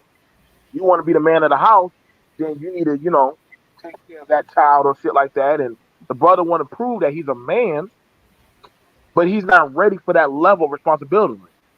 That takes Well, time. You know what I'm now saying? I don't know. Now, what I have seen a lot of is women using the children. Like, say for instance, they'll tell the guy, "Hey, you know what? I need $500 extra to put down on this car that I want to buy." And then the guys say, "Why should I, help you buy your car? I'm not giving you anything. I pay, I do it for my kids. I give you money for the kids. That's your responsibility." Then she turns around and says, "Okay, you don't want to give me this extra money. Boom, I'll just go to child support and put you on child support." Now, to me, I've seen a great prevalence of that happening where women will, utilize situations like that to extort money from men by threatening to put them on child support. Now, That to me, that's that could financial be prevented, abuse. but that could be. I got to push at that phase. I always tell men, you never give her cash. Al- Always keep a receipt. Always keep a receipt. Pay stuff. Doggone. Anytime you got to have a paper trail. So whenever she says, "Well, I'm gonna go there," I'm like, "Good." So when you go there, understand this. Either you want to do it my way, and we can work together. But when you put white daddy in this, best believe he gonna touch that money before you do. And I've seen it happen plenty of times. Brother was giving the girl $900. She wanted to listen to her friend, and guess what? Court said, "Oh, sir, you only have to give her $400." So guess what? When she was like, "Well, are you gonna help me with it?" "No, I'm gonna give you $400. You put white daddy in it, so now guess what? Suffer. You don't like that? Give me my kid. I'll use that. I'll use that to give that money to my mom, and I'll put her on, and I'll give her $300 for watching our kid." But she messed that up. She abused that relationship. She abused that financial agreement. And you see, that's when you see the man being abused. That I understand why some brothers saying that they're being abused because because when you're starting to use the outer system to enforce and impose your will, which some women are doing. I'm not saying all, but some women are doing, because some women go down there just to go get food stamps or some type of supplemental aid, and the system has to get involved. And they have to get involved. So, That's like, when a true. lady right now, she wants to go get access to one of my places, she's gonna use Section 8. But I know that she's good with her baby daddy. I know her baby daddy. I said, you do know when you access that Section 8, they're gonna go towards that man. She's Yeah, like, "Oh no, no, I'm gonna tell them don't do that, baby. They don't give a shit. They're gonna they go don't. after me." There's a lot of women, Absolutely. men who are on child support who are they're like, I didn't mean to do this. I didn't know this was going to happen. I watched a woman fight for a whole 6 or 7 months to get a man off of child support, and she lost some other benefits in the process. And I know when my sister divorced her husband, she had to put it in all kinds of paperwork, like, and this lasted for years to make sure that he didn't get put on child support because she is a six-figure woman, so she doesn't need that from him. You know. Right. Now, I would probably say this is the fucked up thing. Shout out to you, Faith, for talking about it. I don't agree where some men go to jail and that child support is still racking up on them. And Yeah, I'll be like, how the fuck does that work? Yes. That's I've where heard you of see that. the abuse happening, where even after they get out, they have to still find a way to pay that if they possibly lost their job, that But they once possibly. again, can you blame the woman? Because once again, it's not him being That's the financially point. abused by the woman, it's him being financially abused by the system.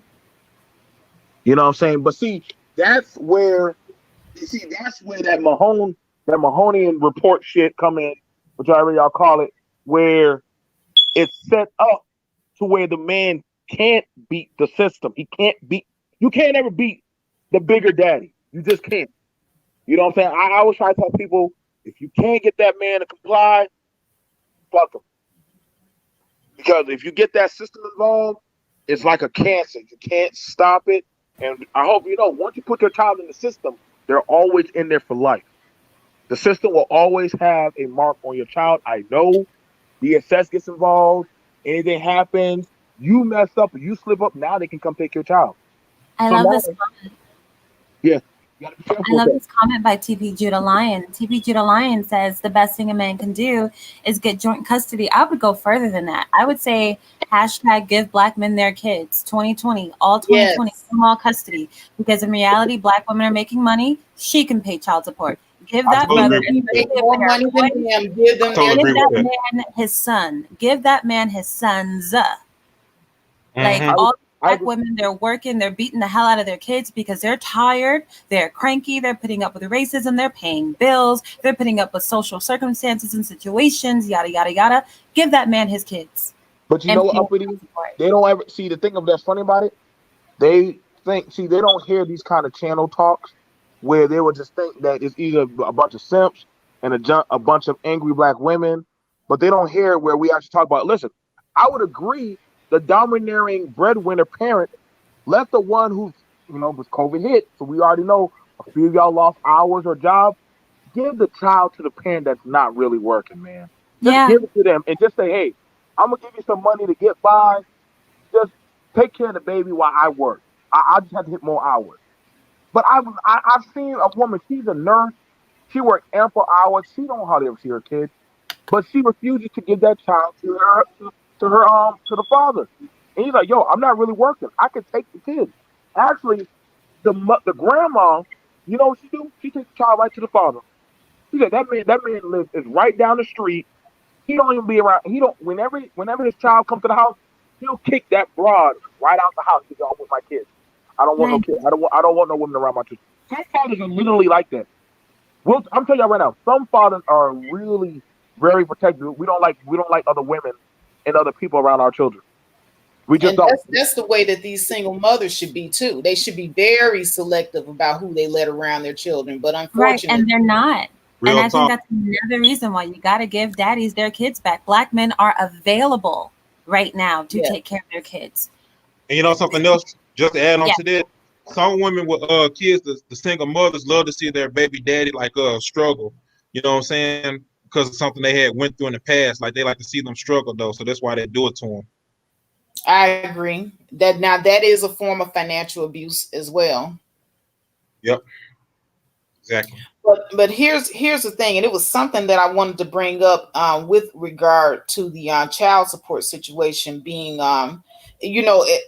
there's a difference between the black woman, um, how can I say, initiating the child support process so that she can financially abuse the man, and then there is the system that picks up in her absence because she might have gotten welfare or some form of financial assistance from the government.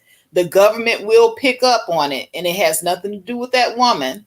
And they will definitely go after you for the money. But what BMT said earlier about some women who do initiate it maliciously and they're losing out because they're getting less than what they would have got if they had just cooperated with that man. That's how a lot of women shoot themselves in the foot, by being malicious and bitter and wanting to see the man's downfall. They actually end up creating their own downfall. And I that definitely, is something that does need to be talked about here, because you sit up here, you call yourself wanting to hold a gun to his head, but you end up shooting yourself in the foot. And Faith, right. you got to think, Faith. Sometimes the child be wondering why doesn't Daddy come around like that anymore, and that's because court. Hey, you're only allowed to see him on the weekends. So the child starts to wonder why doesn't Daddy come around and see me anymore like that. You brought the courts involved. So guess what? They don't want to see. You know what I'm saying? They can't. It sometimes it starts a resentment. It starts building up resentment. Yep. But you know what? That's that man's fault. That's his child. I don't care how much you're disagreeing and fighting with the mother. If you have it in your heart and in your soul to say, "Hey, you know what? F her and F the kids too." What did the kids do to you? The kids don't have anything to do with it. They're innocent. So if you're sitting up here not going to see your kids because you got put on child support, you're a weak, sorry excuse for a man. And that's the thing too. Just to add on what y'all was saying. It's not just like, I ain't gonna say the parents suffer, but the kids suffer more than anything. You know what I'm saying? Sometimes they don't Yeah. even think about the children at all.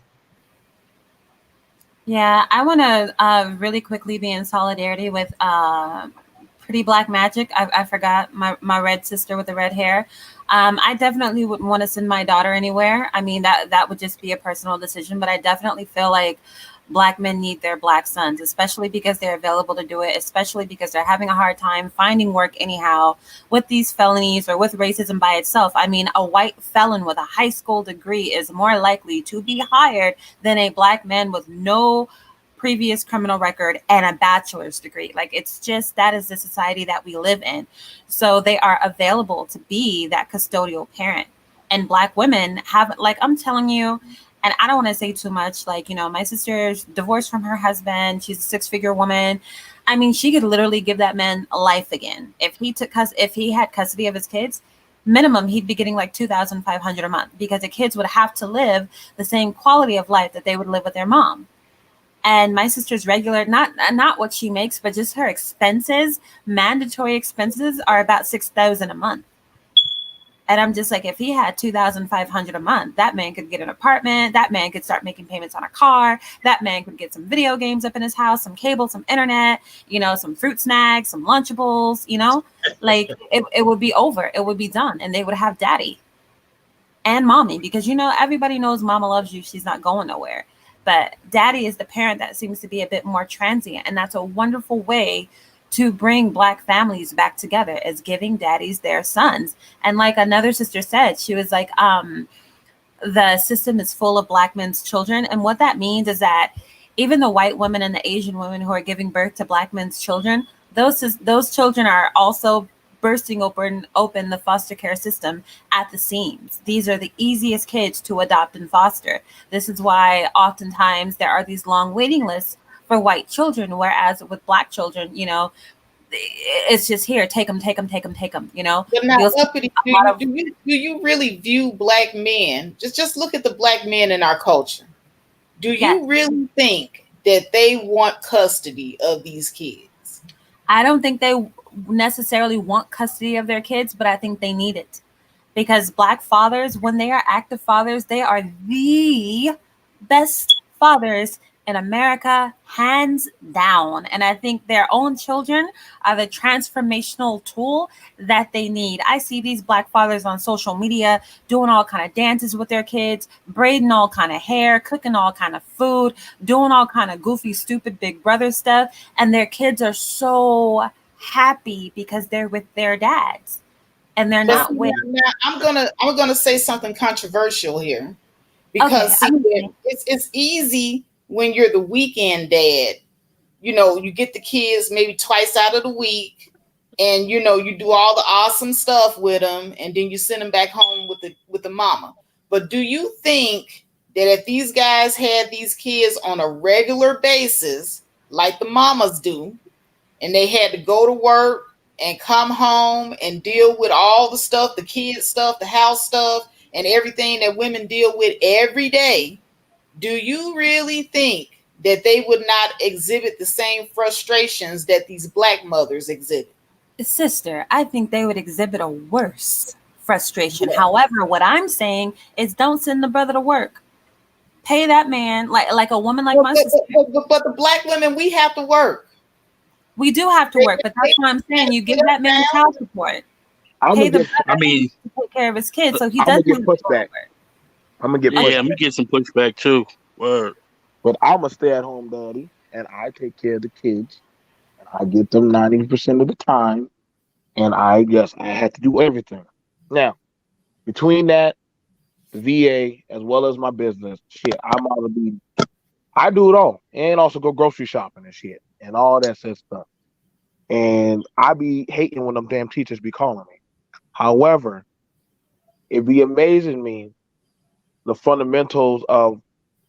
I'll just break things down to it. Maybe I'm just more cutthroat about what kind of BS I will put up with versus I be watching how children don't really fear mama like that. Like as time goes on, reach BMT. I'm just being honest. Sorry, I got excited.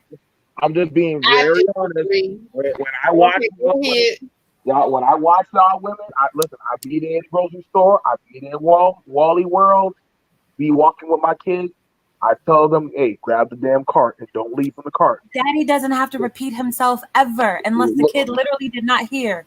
Now they already know I might have to say it one time or two. But after that, they're like, shit, I better not fuck up. This man is not playing with me.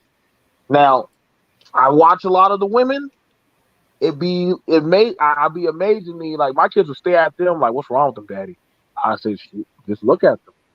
And I will watch them. They all kind of stuff. The school and all this stuff. If the school calls me.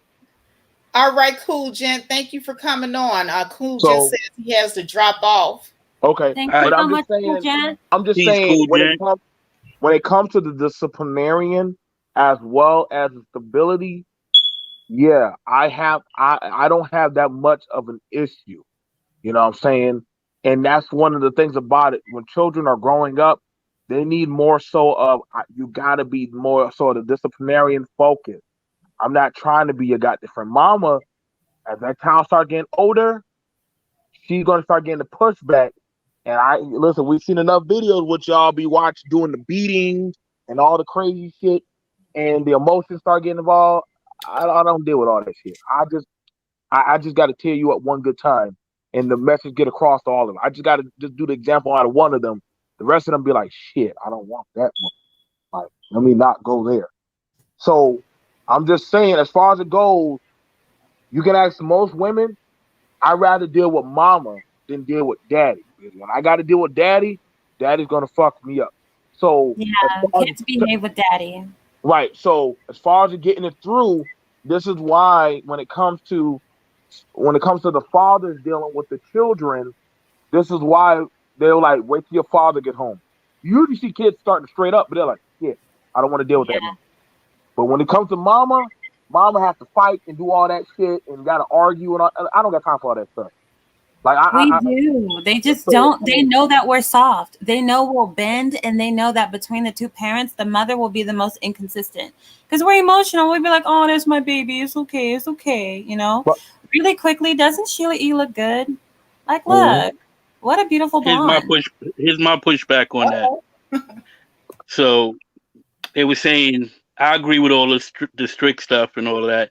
I mean, it's gonna be like that because the mom's the nurturing part of the the union. So that bond is already created between them two. So of course that's gonna have a little tug of war.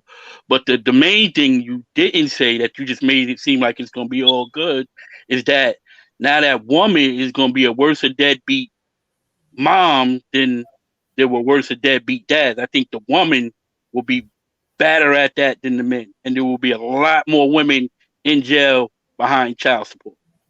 See, that's the thing about it. That's the thing about it. We've had this skepticism throughout history where naturally they will think that the mother is supposed to be the nurturer.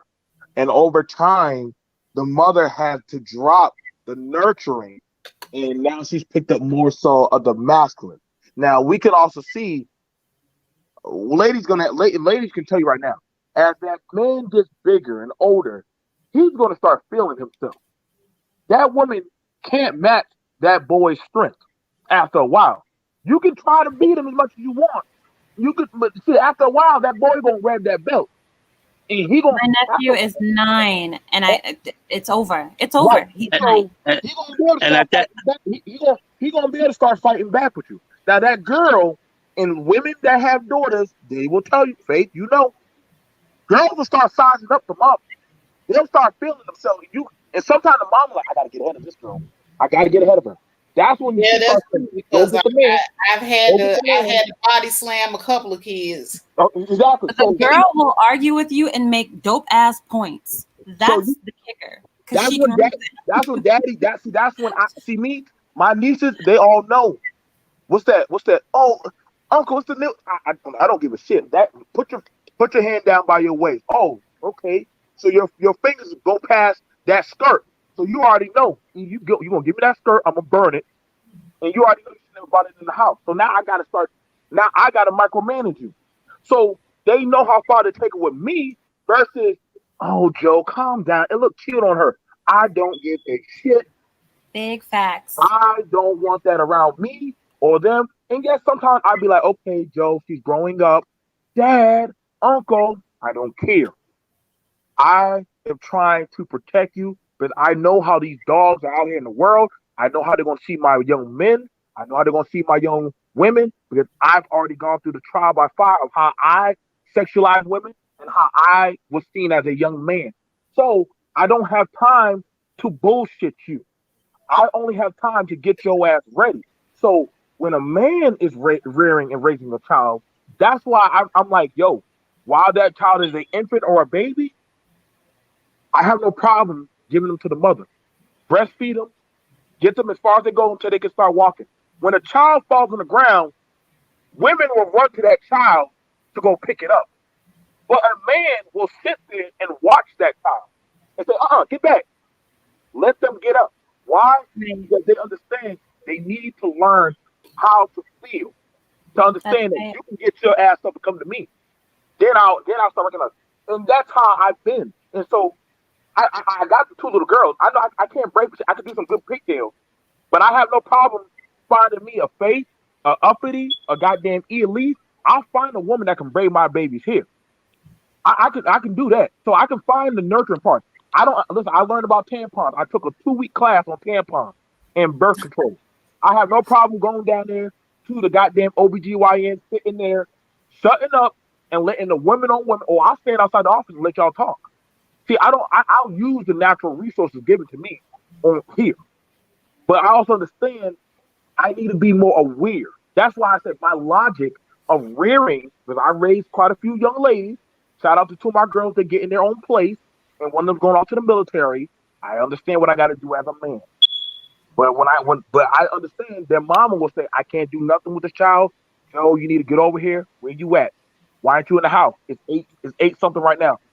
Pop, I don't want to hear shit. You know when I come in, I'm coming with the belt. And I done teared up quite a few of my kids' ass and they were teenagers. So what all would right, you suggest to women? What would you suggest women do that don't have the father in the children's lives? If you're saying that the children don't really adhere to the mother, then what Right. would you suggest that the women do that don't have the fathers in the children's lives? because that's what I was about to say. I was going to say I feel like a woman, especially a black woman, is capable of raising a child and instilling what needs to be instilled in that child. See, you can raise your child, but that's not going to determine what they're going to be. Okay, they're going to do what they want to do at some point. Okay. Now that's Nurturing. Now, what I was saying about nurturing, what you're telling me is you can create a better bond with a child that's been inside a woman's womb for 9 months, and when the child is born, you can recreate one with a belt, disciplinary action, and things like that. You can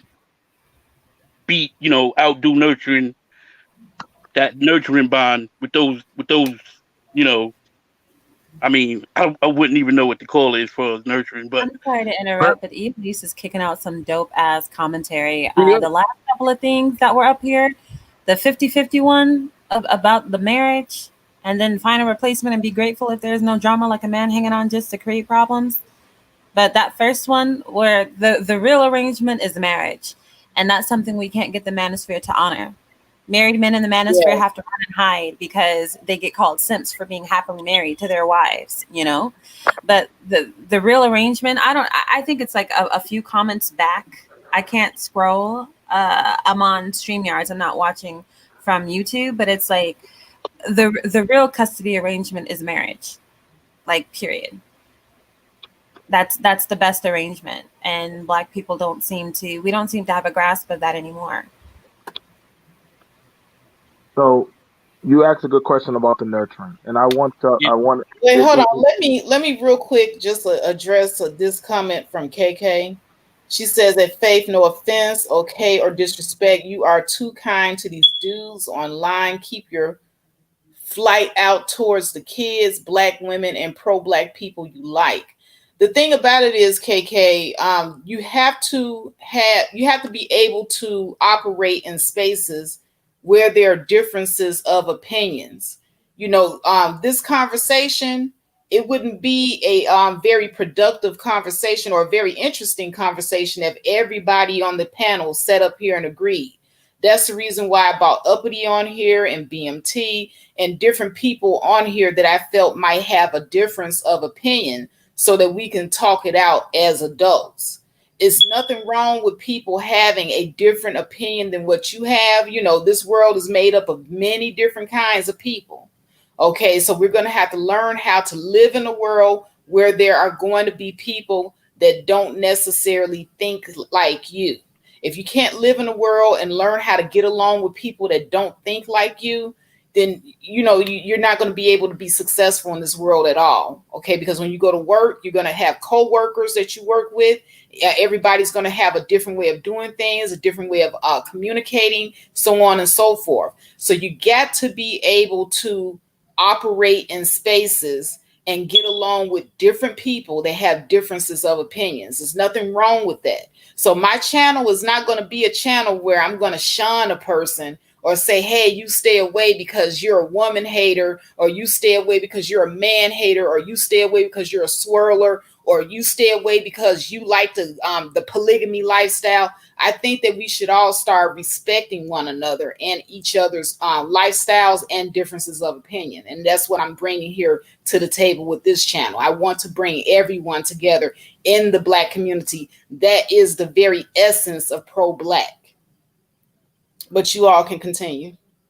So when it comes to the nurturing bit, Um, I have seen, and myself also, I have seen men nurture young boys on the field. I've seen fathers nurture their daughters, speak empowerment and love into them. And it don't how like there are ways you can nurture your child. Believe it or not, a lot of girls, you want to know why they run out there into the streets and be falling for men's woos and kind words of you look beautiful and sexy because they never Yeah, heard the because there's no nurture. daddy. They never heard the nurturement of their father speak that type of love into their embodiment of their soul and say, "Baby, I love you. I love your hair. I love everything from your goddamn your buck teeth to all that stuff. Any imperfect flaws, I speak nothing but love into my daughters. I sing with them. I dance with them. My sons. I speak empowerment on them. Like my kids. If y'all ain't never seen my kids are light skinned and dark skinned. Uppity, you've seen them. Faith, you've seen them. And so Yo, I don't, BMT, I agree with you. no, I no, agree no, with you. What I'm no, Beautiful. saying but, is, when the child comes out of the mother's womb, she's already 9 months up on you. That bond that you're talking about, created by men, the child is getting to know you, and you're getting to know the child. At that point, you're pretty much a stranger to the child. You ever no, see you're like not. how? That's not Okay, true. That's not true. oh, Because they you can say the heartbeat and all of that by being around the child, bro. I get it. I get it. so I'm not saying that it can't be done. What okay, I'm but here, saying is the mother has 9 months up on us, bro. If no, you're trying to tell me that's not the case, then I can't agree with you. so I gotta drop down, you guys. Thank you for having me. I'm getting a little so bit of a headache. I'm gonna cut into something deep. Okay, Uppity, thank you for coming Good up. night. Good night, uppity. So you know, I dealt with my spouse having postpartum. I'm sure a lot of women know about having postpartum, and sometimes the woman can't at sometimes be around the child right now. So you'll either have the mother that would catch on to it, or the father, if he's supportive, he'll be like, I have to be that. I have to fill in that gap. Sometimes when when I had my twins, they wouldn't stop crying. But if I set them on me and they felt onto me, or if I spoke to them, they get quiet. Like I hear these things. Not all mothers survive childbirth or come out of the I hospital. No, no, hang on now, so hang on now. I'm speaking from my journey as a father. mm-hmm, So mm-hmm. I'm telling you that I get it. Like, okay, the 9 months that the mother and the child share, and that time of them being inside that room, I'm not contesting against that. But I also know that, and some mothers in the chat and they will tell you, sometimes the baby would only be quiet if that woman hands that baby over to the daddy, and all of a sudden, boom, baby just get quiet. Like, what? Hold up. I couldn't get that baby to be quiet for nothing. But you tell me the minute you touch that baby, or it gets in the pocket of your armpit, or sits between your lap, or whatever, it gets quiet because the child is going to copaesthetically bond with whichever, however it feels comfortable with. And so this is why I always say, fathers, don't just leave that woman in that room with the child by herself. Sometimes you say, baby, give me the child. And I've seen a lot of men, when they get that, there's nothing like the feeling when you hold that little life in the palm of your hand, and literally you can smell its breath, and you literally say, this is me. I am really standing. Like I said, so my children know me by the sound of my voice. I can literally, they could blindfold me and blindfold my kids, and if I call out to them, or if I snap my finger, they will come. And that's because they understand my spirit. And so there are a lot of men. That's why, and this is the thing I hate why we shame the cleanup man. A lot of men used to empathetically want to bond and be. You can have it where some men lose custody of their children and will play daddy to other children because they don't have the access to their children. So they will see another child say, hey, let me help you. Let me mentor you. Let me guide you, because they feel the void of, I don't have my kid, so I'll do it for this kid. We have these black men, but they get shunned and they get mistreated in the community. And so what Right. happens is, so the men, I don't want, so when we hear like, where are all the good men, they're dying out. They're dying out, or they're feeling like well, nobody's replacing them as they should be getting replaced. There are those men. They used to be the barbers. They used to be the pastors. They used to be the guy that you see at the schools, the janitors, and different other people that would actually be there. The old dude who's already done did his time. Hell, they used to be the guys who reformed their life and turned around and said, "Hey, man, like you don't need to be picking up that liquor bottle. You need to put down that cigarette." They'd be like, "Hey, Faith, I saw your boy out there going where he don't need to be." "Oh, really? Well, BMT, next time you see him out there, you snatch his ass up." But she knows she got to go to work. So she will whisper in the ears of other men, "Please just guide my son. Please look out for him." The uncles and different people. The nurture. I don't discount. I don't discount the nurturing of how a man does it, how a woman does it. I don't take for granted what a woman does for her nurturing. But also bro. Let me save you the breath. I mean, I get what you're saying. I'm not against none of that. Again, but when the child was in the woman's womb, who first knew the child was hungry? The woman or the man?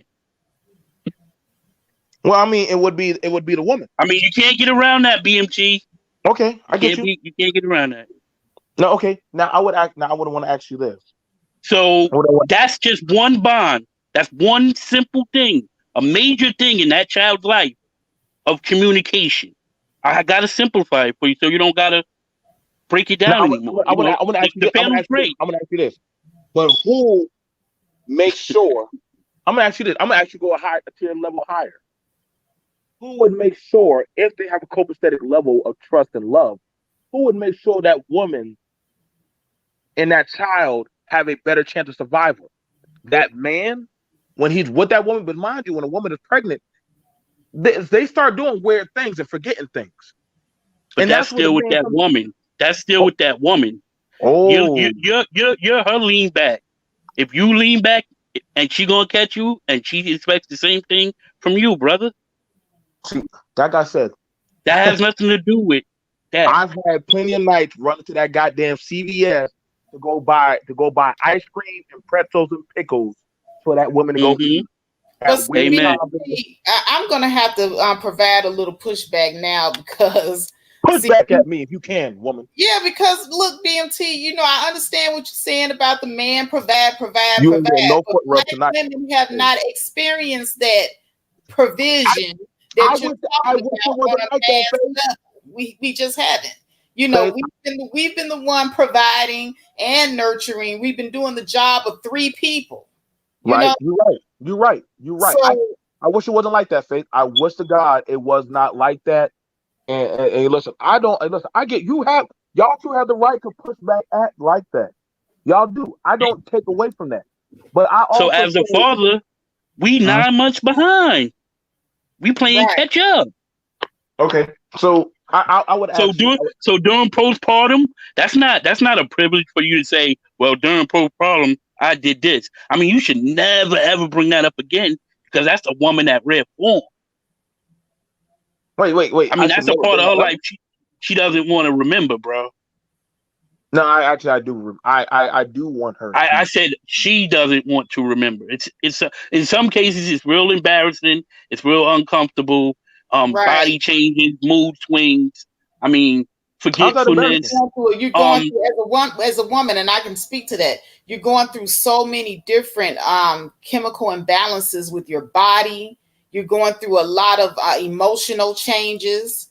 That's a portion of your life that, you kind of want to forget and walk away from, because like Chef Disaster says, it's not something that you really want to keep reliving over and over again. You know what? Here's the thing about it. And I guess this is where I give my pushback at, where I don't mind talking about that stuff. And I do talk about that.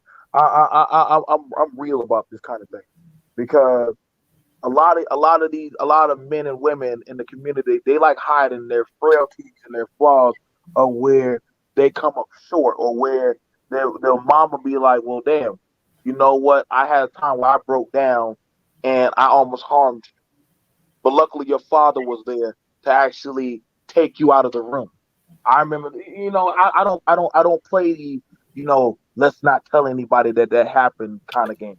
You know Right. why? But BT, it like you were there through the pregnancy. You know what I'm saying? To help her during her shortcoming. But think of the women that don't have the father there to help her during her shortcoming. There was no buffer between that woman and that child when she's experiencing that postpartum depression. A lot of times, you know, the women have to fall back on their support system through their families. And some women don't even have families to help them. I've noticed that as well. I had a woman that I worked on a job with, a young lady. She was in her early 20s. She had gotten pregnant. Okay. The father was nowhere to be found.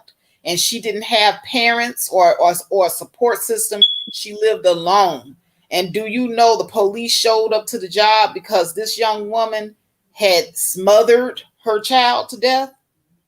And it was obvious that she was experiencing some kind of depression because she was not the same person. Before, when she came to work, because we were there throughout her entire pregnancy, we watched her blow up like a balloon.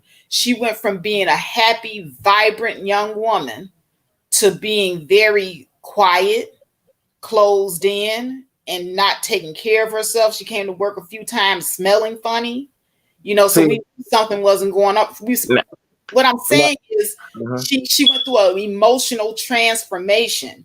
So that's not something that, you know, a woman should be reminded of. I saw it firsthand in a young lady. Now, I get you with that, and this is where I will tell you this. One of the biggest issues that we have in the community is we don't talk about mental health, and postpartum is nothing to overlook, because a lot of mothers have that. A lot of mothers have that, and a lot of children get the backlash from that, where they're like, "Well, damn, like, why can't I connect with my mother? Why?" It's like trauma bonding children, and it's sad that happens, but it does. It happens more than it should. With a lot of children in the community, they weren't created out of love. They were created out of misery. And so I agree with that. And I try to, the reason I don't mind bringing up postpartum or these kind of things is because I don't mind talking about what issues that I have been through as a young man. So that way the next generation, you understand, we have a lot of gaps in our community that a lot of people are trying to learn how to fill in. You understand me?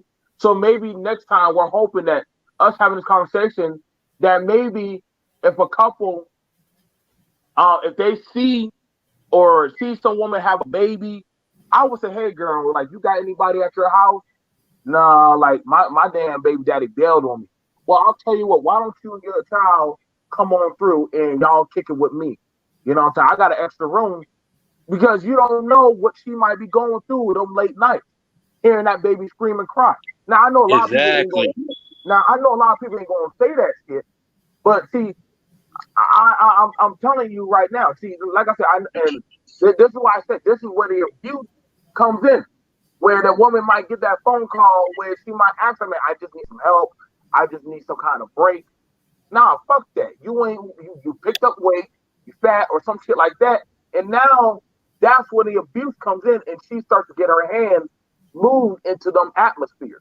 And so I know, I see, this is why I said a lot of people can't take my channel, Faith, because when I start speaking about these things, that's not me slighting down on my mate.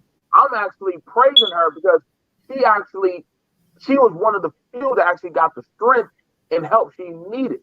You know, like I said, it's a scary thing. A lot of men don't know how to deal with their women when they get into them spaces. They don't, because they were never taught by their father. So what do I do, Dad? They don't have no mom to call on to. This is why a lot of girls say, "Well, I had to stay with him and his mama and all that stuff, and they did X, Y, and Z," because that mama don't even know how to deal with you. So you have a lot of situations going on, and a lot of these men and women, we got a lot of postpartum relationships in our community, and That's why. that's when you see the abuse coming in, or the people start saying, "Well, I thought he was one way, but he's something different." You see, This is why I start speaking about when we doing the shacking up and you start getting entangled with babies, when you start making life, everything changes. So I'll keep that short. So a lot of things start changing when you start getting entangled into different other kind of spaces, and she can't do or he can't do the same thing. That's when you start seeing that money that starts to trickle down, because you can't go out and do the same thing or make him feel the same way or stuff like that. And y'all even understand that if y'all don't really got a real love relationship, you will get replaced possibly, and it happens a lot. Yeah, and what you're saying, I don't disagree with you, but like in situations of what I described with the young lady on my job, okay, it's real good to say those things when you're in a comfortable marriage or you have your partner living with you or you have a support system at home. But from what I knew of that young lady didn't have any of that. Okay. That Right. job was the only thing that she had. Okay. Imagine that you are working at a job. Okay. This is the only thing that you get. If you don't get up and go to work, your bills don't get paid. If you don't get up and go to work, you have no roof over your head and you got nobody to run and live with. Okay. So she had Preach. to get up and go to work. I don't think that this young lady had a babysitter when she was getting up and going to work. Because from what I heard of her situation, she was getting up and going to work and leaving that baby in that apartment all them hours by itself after she had that baby because she felt like she had to get to the job and work. And like I said, this was many years ago. And so, when you have a person that's in that situation, I could tell the girl wasn't in the right frame of mind. Can you just imagine she was sitting at that job, probably worried about that baby back at that house, crying in that crib. I don't even know if she necessarily smothered that baby to death. That's what they said.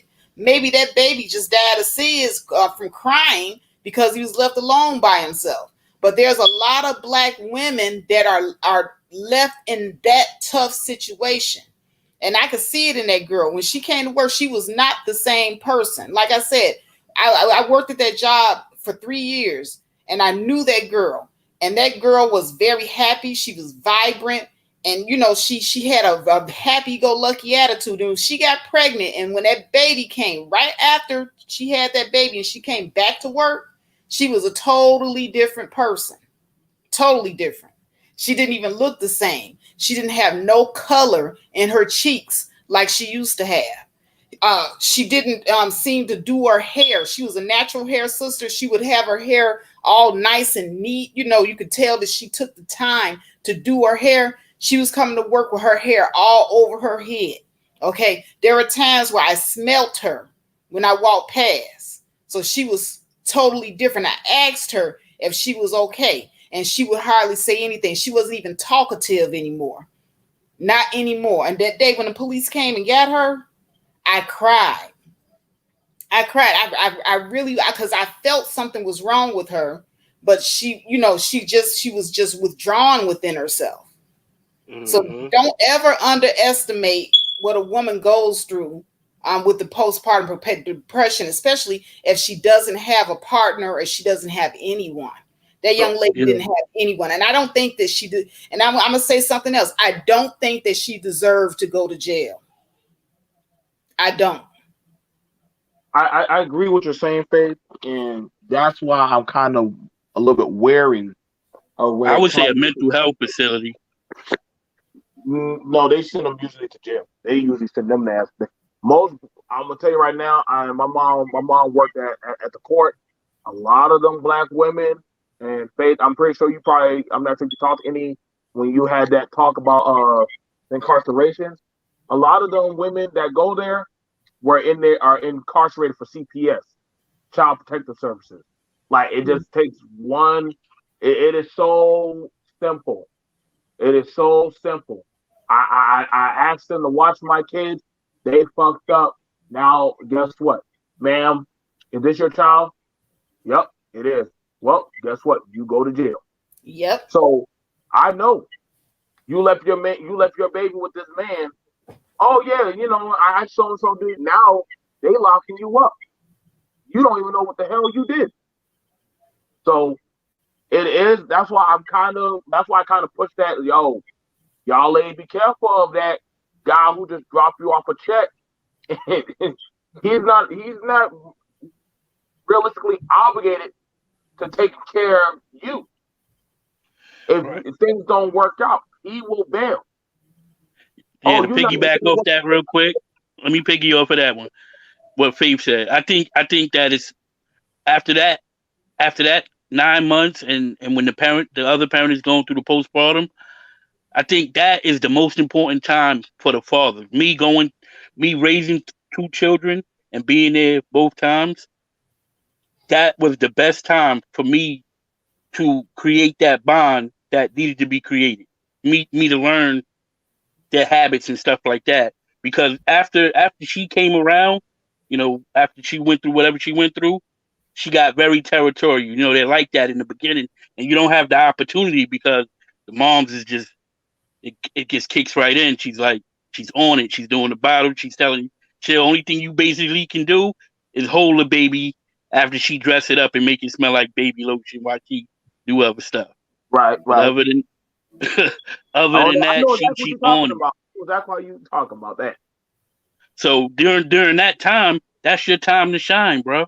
That's your time to get in there and really see what parenting is all about. Because you changing them diapers, you're getting up. Because there's gonna be times where she does not respond to that baby crying. She just lets go. And if there's nobody there, she don't get the chance to do that. So Like it's been times where I've looked in my children's mother's eyes, and I didn't even know who she was. She was just giving me a baby.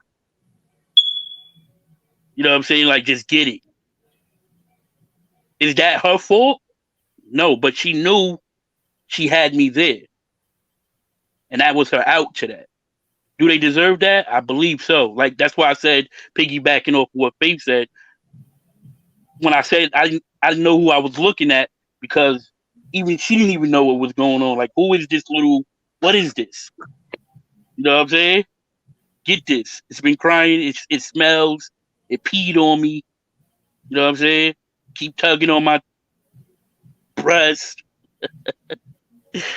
Yo, it's just it can push a woman to doing something. At that point, it's psychotic. I really believe that my child's mother was psychotic. Not to, like, crazy, but Yeah, because she she was probably rebounded. losing her mind, and it was a good thing that you were there to catch it. Yeah. I think that's I'm very surprised that we're having this type of talk because you don't really have these type of talks. And I don't, what I'm saying, because it's literally these are the kind of conversations you got to have with the mature experience type of panel. You know what I'm saying? You can't say, Mm-hmm. well, I watch or I saw or I think. Like, this is stuff that firsthand experience on that. And so I think that's why I look at these lenses of stuff. And I don't take these I take these very seriously. That's why I also look at the financial. That's why I'm very wary about the abuse. Like I said, I lost two children. I buried two of my children. Mm. The mother and the child died. They were killed and murdered. Sorry And to the hear that, second bro. one, she got a backdoor abortion Oh wow! and gave me my child. And I had to bury my child by myself. I had my child in the shoebox. I didn't have the money, so Oh, I buried my child. And I sat there, I wept, I mourned, and I said, the next time I have a child, damn sure she will have my last name. Now, I understand a lot of men's grievement. I said, brothers, if anything we need to fight for, I would rather us fight for the right that we could fight against that. If the woman don't want to have the child, then hey, then you might want to choose wisely. I mean, I get the body, my choice, but my child is still in there. Just let me pay you the money just for the rental space. Give me my child, and we'll go our separate way. I won't Right. bother you. I won't say nothing. I won't even ask for a dime. You know what I'm saying?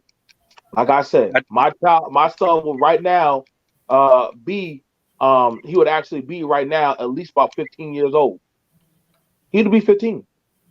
But you know what I can't help but think though, going back to that scenario, what if the child's father had been there to help her? Do you think that that baby would have been alive? Yes. Possibly. Yes. If that child It would have father had a had better been there, chance. yes. It would have had the statistics would have went up. I know that because it was very low. It was very low at that point because it was probably going into it was being born into a single parent home. So it was already low. It was already low. Right. And see, and I wanted to bring that up because that is the reason why fathers are so important. Mm-hmm. You You know, give and more opportunity. yeah, absolutely. More opportunities for the child to come into this world as happy, successful, and alive, you know, able to live. Because like I said, the survival of the child is greater when the father is in the household. So Right. with that, Right. I will agree with both of you on that. Right. Fathers are very important. Yeah. I always agreed with him, Faith. Just by him describing, just telling his stories, I know how involved he is. Like I totally understand him on that. I did not disagree with him whatsoever. I think more black men should be that way because the children come out more vibrant. See when there's a single parent and it's not enough, there's more defense. There's more of a defense mechanism. So you're more susceptible to peer pressure and crazy things like that. I'm just saying off experience. Not know nothing like that. But when you don't have when there's another option there, when there's creating more options, the child seems not to care about stupid things that don't matter. So they're less to get bullied, more to focus on school, health, education, things like that, because their opportunities, they're seeing what they can do with this. You know what I mean? Right. Right. And I And it's think that, and sometimes it's that simple. It's in not all situations, but like a lot of situations is that simple because you can tell what kind of nourishment a child's been getting. You know what I'm saying? Yeah, yeah, Just I do. just mm, like I said, I don't take away. Like I said, I don't take away that a single individual can't raise a child. I don't want to ever say that it's not possible, but I do know it's a lot harder.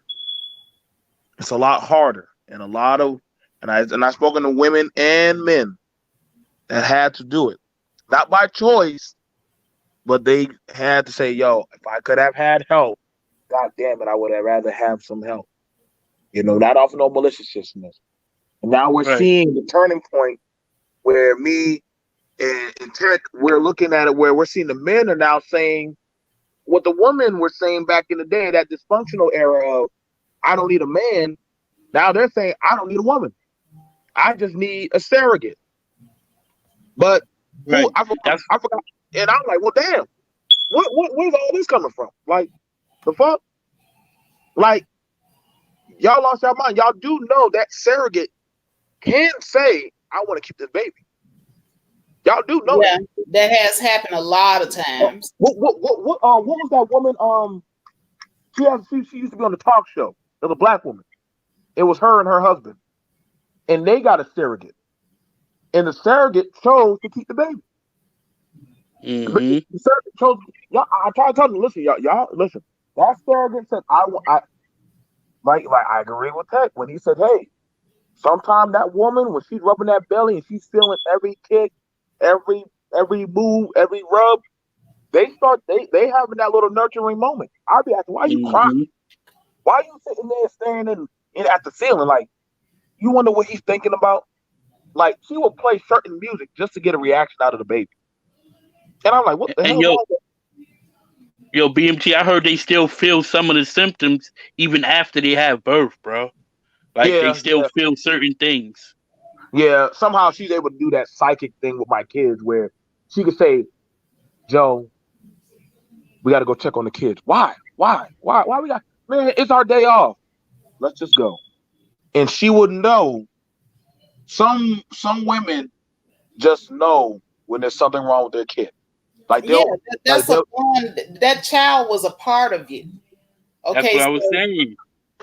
that's a bond that's never going to be broken. No matter what you may say as far as what you provide to the woman. Yeah, the men provide the atmosphere, but the women are the true nurturers in every sense, and that means psychologically. And that's in a sense that sometimes you may not even understand. Like you said, you didn't even know that your wife knew was something wrong with her children.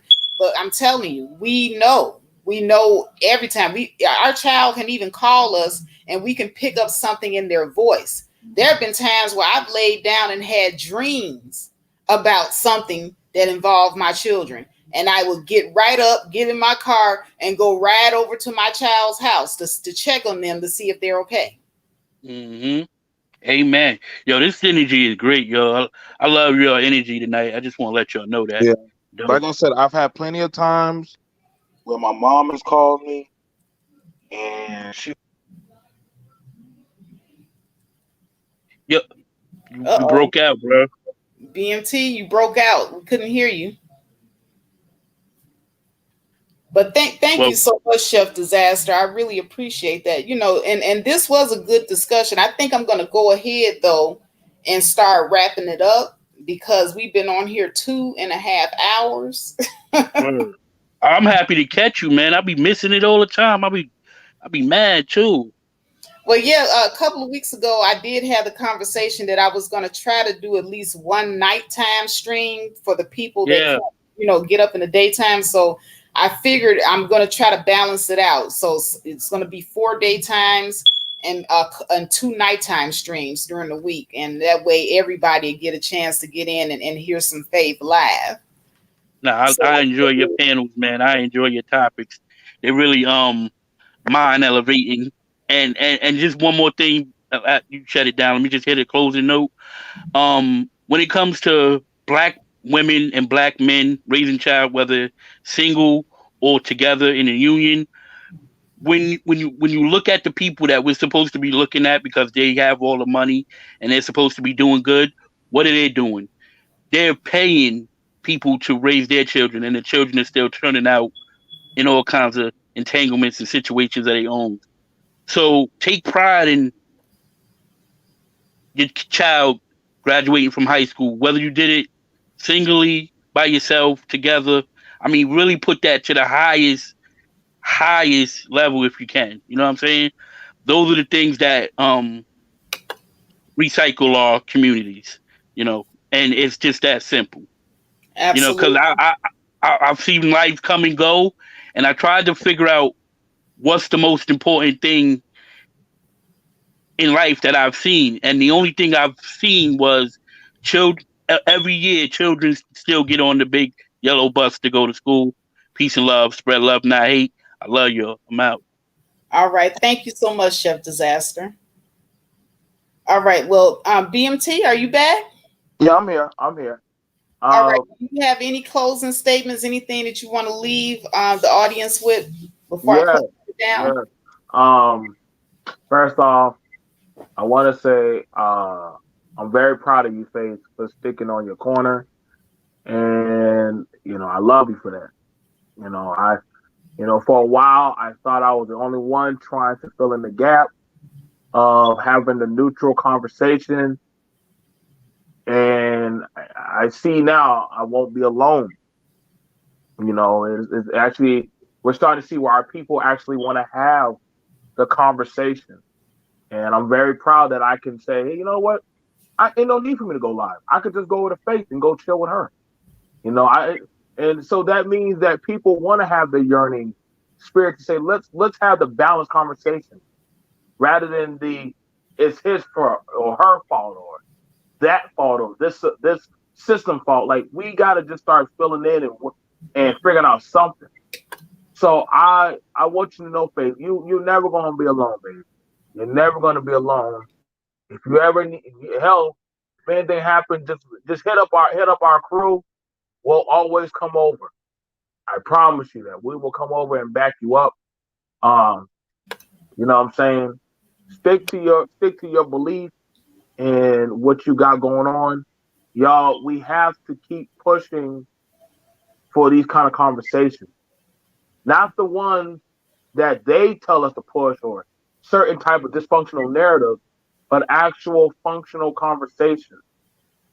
So that way we can actually find out how can we get this man and this woman to actually meet up. Everybody don't want to. We're getting tired of fighting, y'all. I'm tired of fighting. I'm not gonna keep fighting the woman, you know. And the women, I know they're getting tired of fighting the men. So we gotta start trying. You know what I'm saying? Fuck with it. If they don't want to work with us, hell with them. But I will be here. You know what I'm saying? Faith and any other ladies and men. There's a lot of us out here, but it just takes a few of us just to actually be able to stand our ground. I'm not no damn manosphere. I'm not. They done shunned me when they said you a married dad and you done did it. I'm like, well, fuck y'all. Why y'all keep having conversations about me? So they must want to be back in the house, but they don't understand. So that's going to be up to us adults to teach these lost children how to get back. So we're going to have to play probably mommy and daddy to some grown ass men and women. Just because they older don't mean that they have the maturity and the capacity to have the conversation. We ain't never heard it. You never heard us ever talk about no damn postpartum depression among men and women. You ain't never heard that on no damn platform, but it happened on your platform today. So you did something sharp, and I hope to see more of it. So. All right. Thank you so much, BMT. And I appreciate you too, brother. And don't you stop going live, by the way, because I do lurk in the clouds on many channels, and I share many channels on my community tab, supporting my Black content creators, especially the ones that are positive, that put out positive messages. We do need each other. And no, brother, you are not alone. You got Faith here. You got your D Durrells. There are plenty of positive brothers and sisters. You got Chef Disaster on his channel. Chef Disaster also has a very positive channel, by the way. And Chef Disaster, I think you have a wrench. If you have a wrench, go ahead and drop the link to your channel down there in the chat. And you all please subscribe to Chef Disaster and BMT's channel. And thank you, Chef Disaster, for the $5 super chat. I really do appreciate you. But I'm going to go ahead and close on this note. And I do want to give shout outs to everybody that joined the panel today. Topaz presents of Fourth Quarter Talk. I want to give her a shout out. She's a sharp sister. She has a degree. She is a psychiatrist. I think a psychiatrist or a psychologist. I don't know the difference between the two. Please don't get at me for that. Shout out to Uppity Unicorn. She is a very, very intellectual, well-spoken, beautiful sister. Beautiful. Okay, you saw her on the cam. Okay, now that sister right there, you know, her brain is not in her breast. Definitely, her brain is not in her cup size. Okay, that is one sharp sister, and she doesn't give herself enough credit, but that's why I'm here to give credit where credit is due. Okay, beautiful, sharp, intellectual sister who is definitely tapped into her femininity, and there is nothing wrong with that. All right, shout out to her. Shout out to who was the other one? It was Real Somebody was on here. Hold on a second. Don't get me to lying here. I have to go back up into the chat room. My brother was in here. Hold on a second. Who was that? Cool Gent 87. I'm sorry. Cool Gent 87. I want to say shout out to him. That brother came through. Chef Disaster. BMT. Am I missing anybody? Am I missing anybody that was up here on the stream? Because I don't want to disrespect anyone, but I shout out to everybody that came through and hit that link. Yeah, girl. I got the short memory. Okay, I got the AARP. My eyesight is going and my memory is going. I'm gonna probably be doing these live streams and I'm gonna be talking about the same thing over and over again because I'm gonna forget that I already did it. But salute to everybody that chimed in. Oh, what's good, Joe? And Dane. Yeah, I love all you guys. Love you so much. Love you too, KK. Love you too. You guys keep me going. You're the reason why I get on here and do these streams. I like kicking back with you guys and having these adult conversations that don't hardly ever get had. But like I said earlier, are Black men financially abused was the question of the day. And so I think that we answered that question in this live stream because nobody here could really, give any type of gripe.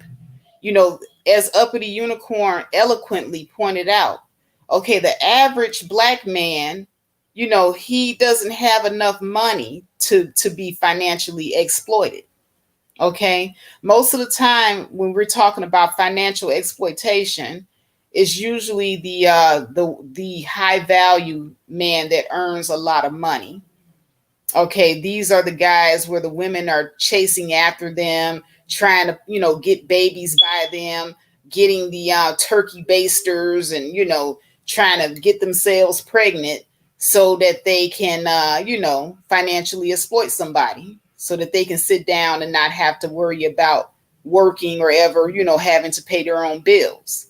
So, the average Black man, he's not being financially exploited at all. As a matter of fact, it might be the other way around.